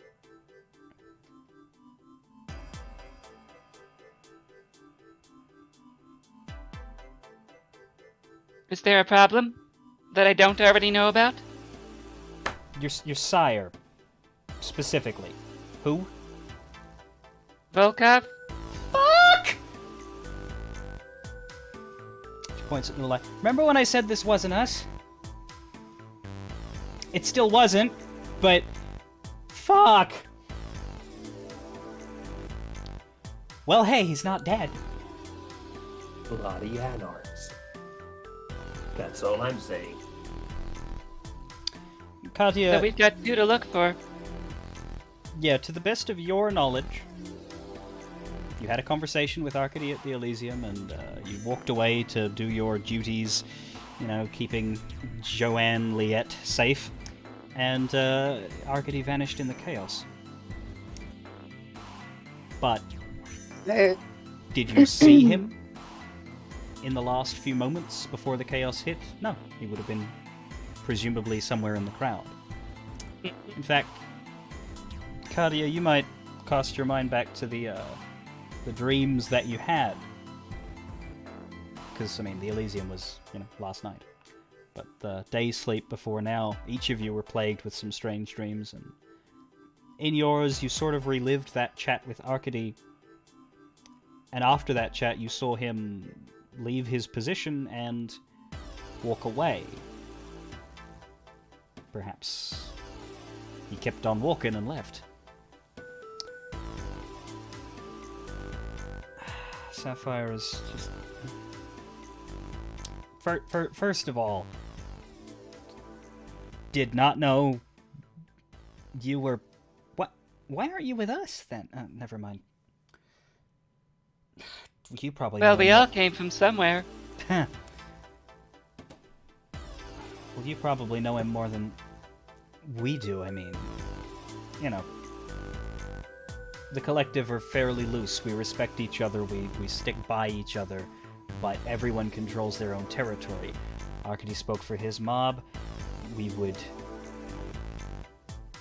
settle disputes if one of his wanderers accidentally beat the shit out of one of the West Bank ghouls, then we would come in, talk to them both, sort it out, that sort of thing. I wouldn't say we were friends, but... Oh, this isn't good. And he's... So by my counts, we're standing on 2 double crossing. 1 Camarilla, 1 Anarch. Neither of us knew it was happening, but it did. Who would you say is the Camarilla double-crosser here? The doctor? Jacob. And his role in True, yeah. He's... assisting with the nonsense. He seemed to have been tricked into it, but he was definitely... Yeah, to them, yeah, they would... The Anarchs would probably be like, if we see that fucking seneschal, we're shooting him. That's actually something that, that Jacob should probably be worried about. Anyway, okay, so... Sapphire's shaking her head. I mean, I'm gonna have to tell the chief about this. Look... The real problem here, does... That could have been his squad. I mean, there were... Now, come to think of it, the rest of Arcady's Wanderers, I don't... Yeah, we don't... We just assumed that they all got done, like Addison and Derek and the rest. What about... I think they left on their own. What about Flanagan? Didn't see him, but they mostly had armor on. Yeah, no, he's not the type to play soldier, but... Is their heading off connected or disconnected? Maybe he's still a body that was never identified. It was your people that did that maze thing, right? I guess I could reluctantly say Crimson is among our ranks. Okay. Well, does he... I haven't trusted at Crimson in it one bit. Like, no. I didn't say I trusted him either. But he certainly has insinuated Crimson was himself. actively trying to double cross. Like, for all I know. Like, he was trying to get me to betray Juliet, and I don't consider him part of this. Yeah, okay, everyone's a bastard, we know that, but here. Could you go to him and say, we have missing people, do you know where they went? Are they dead? Doesn't matter if you don't trust his answer. Sure, we could. Then do that, please. We'll add it to the list. So Flanagan might not, we don't know, but Arcady, yes. Okay. Okay, wait. If we're talking about finding people, Joanne, what's the trick with the pen again? I don't really know. But I could try. Because, like, yeah. So I think we need to establish a few things. Like, I'm getting a little confused over here. So,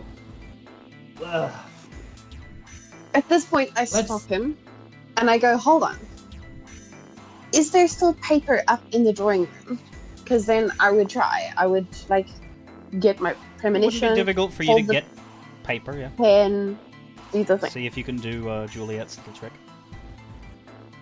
Yeah. Okay, you do that. In the meantime, Katya is what was his name again? Volkov? Volkov? When was the last time you saw him? At Elysium? Up Before everything went to Elysium. hell? Like, how much before everything went to hell? a decent enough amount of time that he could have left. Mm-hmm. Okay, so I mean, I'm assuming this decent enough amount of time includes, you know, traveling between locations. I think so. Yeah, It was no, before the fake prince put in her appearance. Like it's Alright. more of a like in a lot of cases we do a sort of sliding time thing, but the fact is the Elysium was a proper all-night sort of party.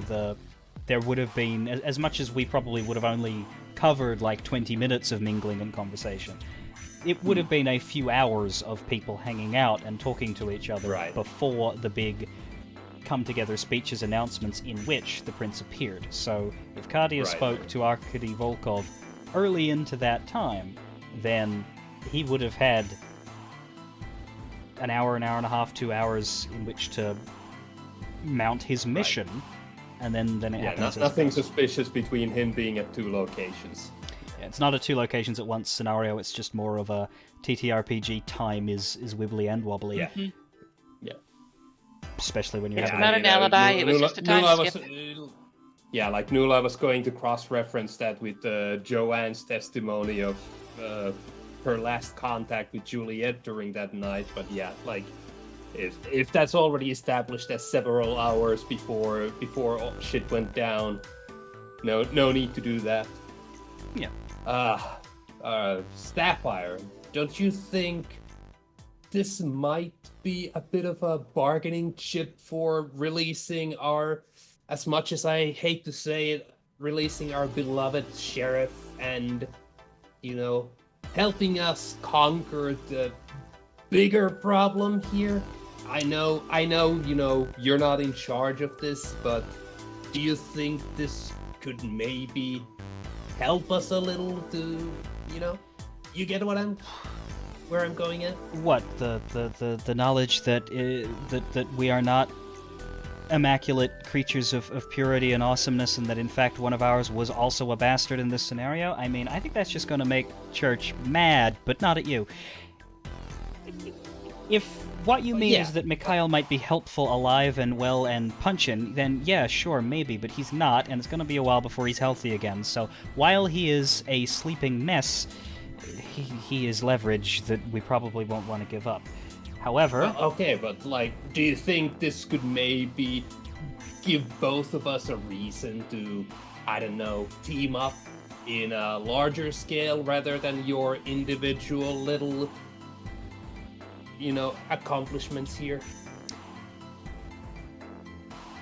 If there is a planned operation, if we know where they are, then yeah, the opportunity to smack Volkov around the face might encourage Church to tag along, if that's what you're thinking. But right now we just know the who, we do not know the where. Well, that's what we're about to find out once, you know, we follow Joanne or... What would I roll for the pen thing? What's your intention? Okay. You're holding the pen, So you have paper? I got the vision of Juliet when I was holding the pen, right? Yeah. And I assumed because it was her icing. So, I would like to try and use it the way she described what she does. So, you know, I'll go up the stairs, kind of put the desk back on its feet, all beaten up, whatever. Pick a piece of paper, sit down, try to focus on the pen, and just sketch what comes to mind. But I'm thinking of Volkov. She specified that you have to think of a person. Yeah, okay. Yeah, I'm thinking of Volkov. Volkov, who you didn't know too well, but you saw him and would have spoken to him a bit at the Elysium. Okay. You see a flash frame. And, hang on.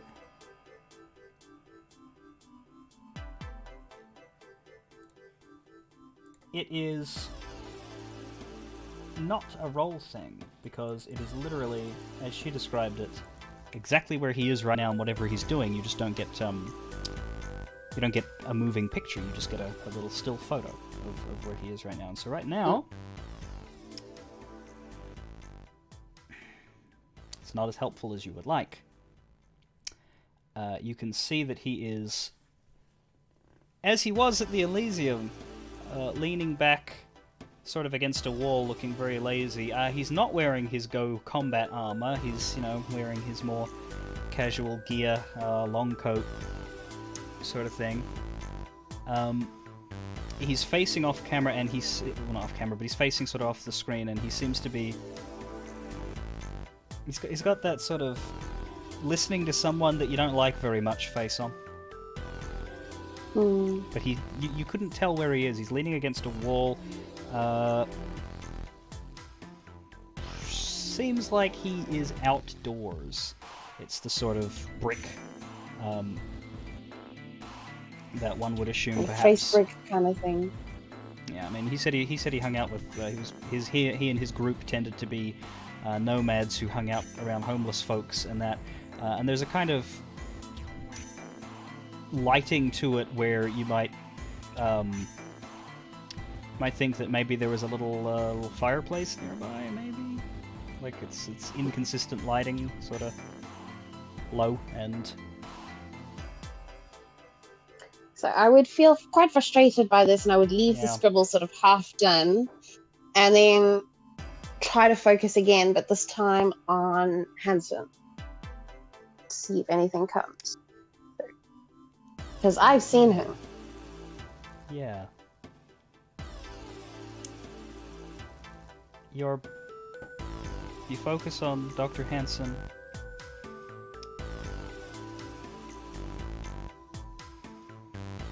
And you see him pointing.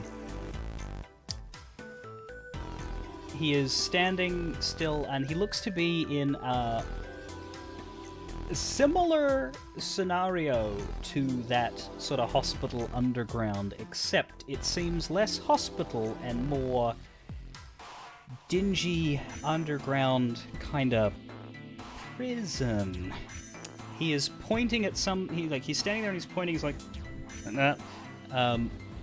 And behind him, he's not leaning against it or anything, it's just that's the sort of, he seems to be in a thin corridor with bars creating a sort of cell structure, and you don't, because it's, the image that you see is focused on him, you have to kind of imagine what this place looks like apart from where he's standing, but the impression that you get is that he is in a prison of some sort. He doesn't seem to be an inmate because he is wearing his doctor coat and outfit. He looks beat up, though. You see that his face looks like some fists have been introduced to it a lot earlier today. But he does seem to have his composure despite that, and he is pointing at someone. He seems to be... You get the sort of ordering someone around impression, but you just can't see who else is with him. I would take... As for sketching, are you attempting to sketch these things? Yeah, I probably would. Okay. Being a designer. Yeah, that would be... We'll say it's more of a, mental stat. I'm not going to make you roll dexterity because you're using your hand, but we'll say craft and wits, since you're working off of the flash image, and so you're trying to be quick about it. The thing you notice as you do that is that while you certainly felt the magic of the pen calling up the image, the sketching is literally just sketching. You don't feel compelled to sketch perfect detail, and that lines up. You do vaguely remember Juliet saying that the drawing itself was all her. So you're not certain that sketching it will add anything to the process, but just to see how well you do, I'll make that roll. 2 successes. I mean, you don't do stick figures, but you definitely... It's a scribble. Yeah, you definitely don't have Juliet's years and years of honed experience with this as her primary hobby. might, if you squint, be able to work out that looks... Well, it's a doctor. Might not necessarily be that doctor, but he's wearing a doctor coat. The bars are pretty clear. Point, don't... Where's everyone else? What are Nula and Kadia doing? Are they all downstairs? Yeah. What are Nula and Kadia doing? Sapphire is looking to leave. She's looking to go and report in, basically. So if nobody... I think we've got other calls to make on people before the night is out. So I'm ready whenever anyone else is, but if there's... Once again, not a lot of time passed in this particular situation, because y'all were dreaming for most of it. Maybe this whole business took 90 minutes. So, I take out my phone, and I look to see if Flynn has texted back, because Flynn is always texting. There would be a meme, there would be a ha ha ha, of course I'm fine, you stupid, or something like that. But there's nothing. Flynn has not texted I back. assume. Can I try to call her? You can, but it will ring out. Okay, when it rings out, I grab another piece of paper and I want to sketch where Flynn is. Because I've had an uneasy feeling from the moment she got the phone. You place your focus onto Flynn. I don't know if sketching will necessarily be on your mind as your blood immediately runs cold. But the first thing you notice, beyond the stark image of Flynn in a snarling, sort of bent over, where she's sort of been flipped back. It's weird. She's just sort of been propped up against the wall, but she's not been unstaked to get out of the... So she just looks like she was in combat at the time. But, you know, it's the position that she was in when she was attacking Dr. Hansen. You see blood on her hands and scuffs, and you can put two and two together. You see that she is staked. You see that she looks very upset. And you can see in the background of this image a similar set of bars that looks as though she has been placed in this same area that Hansen is in.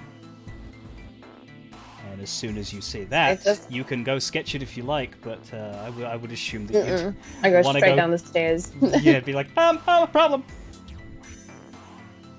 Yeah, go straight down the stairs. So this upsets me a lot. So I run down the stairs and I like almost fall over, like coming through the door and be like,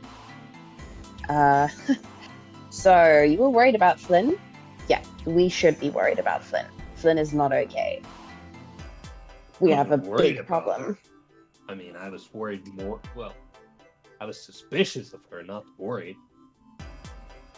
Well, you should be worried because, and then I like throw the sketches at them. Like they can't see anything from it, but I'm still like there. Hansen has her.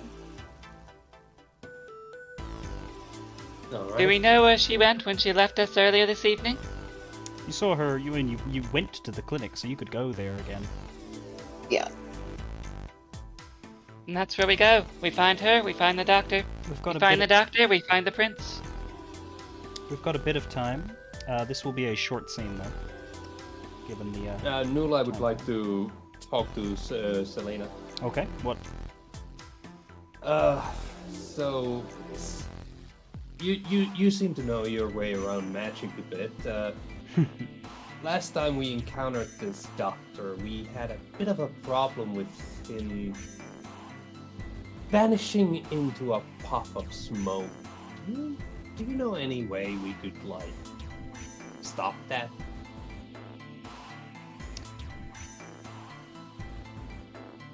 Prevent... Some sort of anti-magic, whatever you want to call it in vampire terms. That's not necessarily magic in the way that you would refer to myself. That particular ability...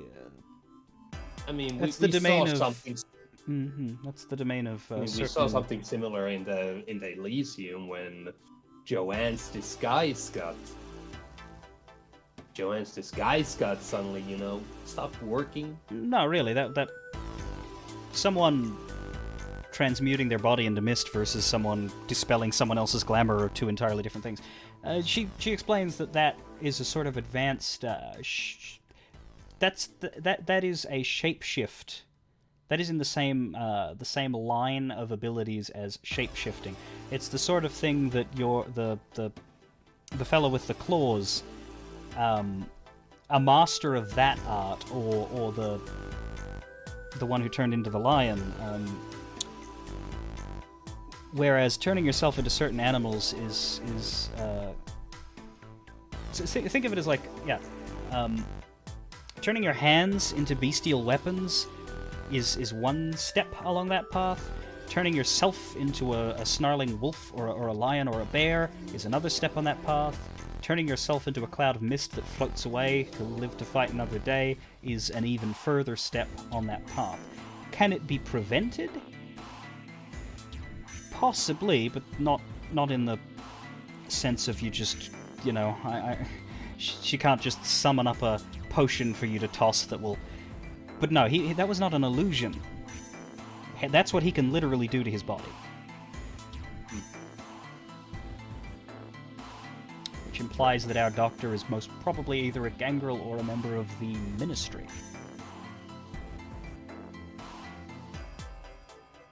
Well, I don't know enough about all this, so if you're telling me that we can't do anything about that, then we can't do anything about that. Not in the directest of short terms, no. That you could set a trap for him, but looks like he's the one with the ability to set traps for you, given how many of your people he has. This is true. The last time we met him, he was uncannily good at playing with our minds, which is part of how he escaped. Yeah.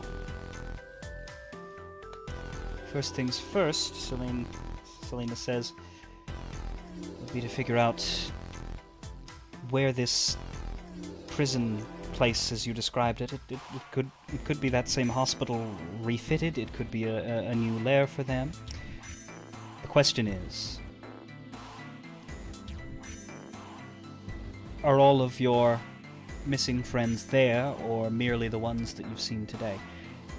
Your vision of Juliet from the other day does not, or from earlier, does not... You don't know if it's the same place or not, but you saw similar looking bars to suggest that the Doctor and Flynn are in the same place now. Yeah. Juliet could be there too, but maybe not.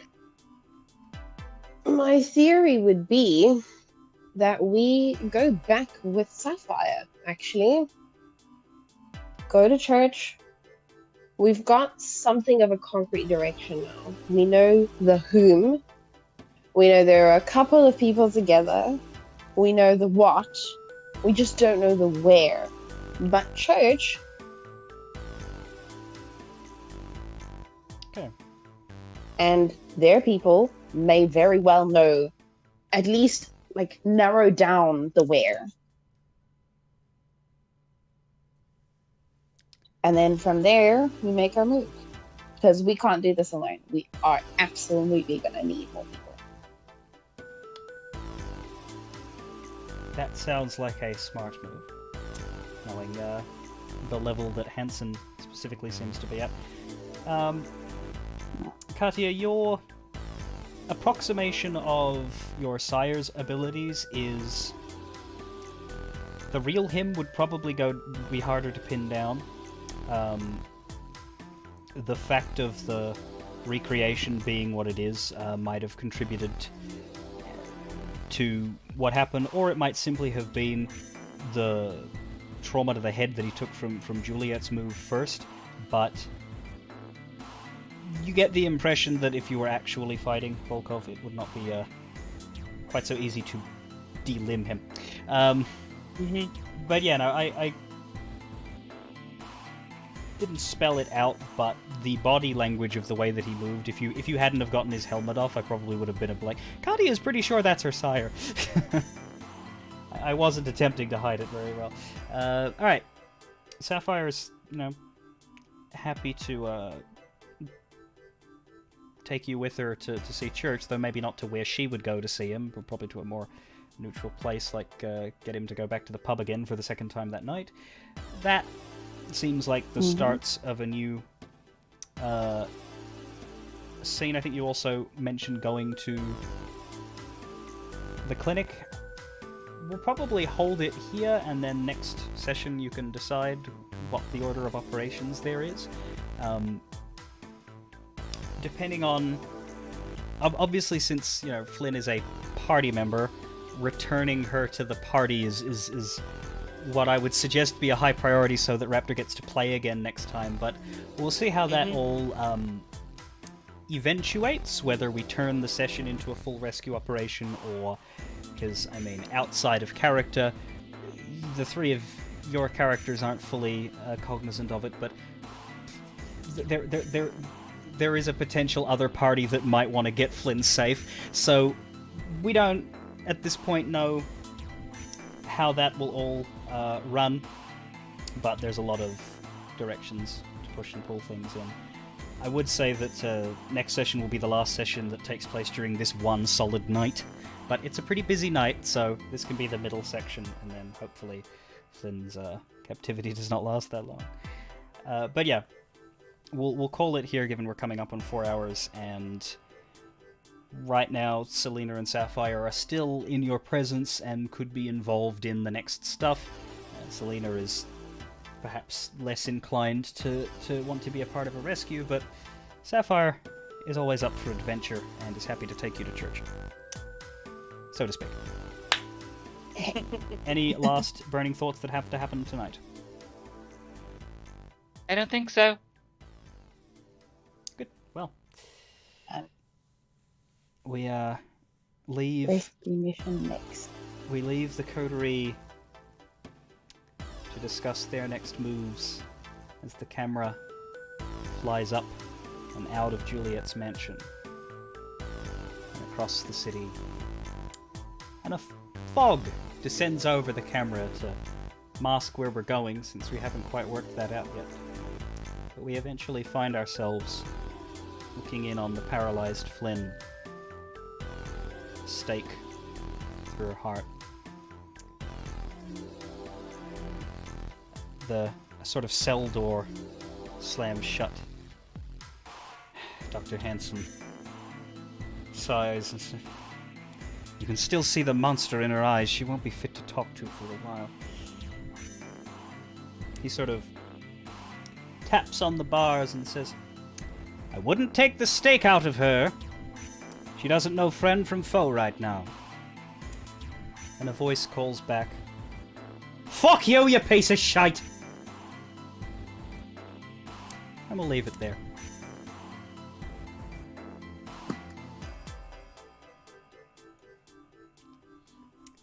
Check in on Flynn, perhaps, next session. Okay, thank you, friends. Fare thee well. Hopefully, in the next 2 weeks, though perhaps in the next 3, we will deal with this horrible mess, or make it worse. Thanks for tuning in.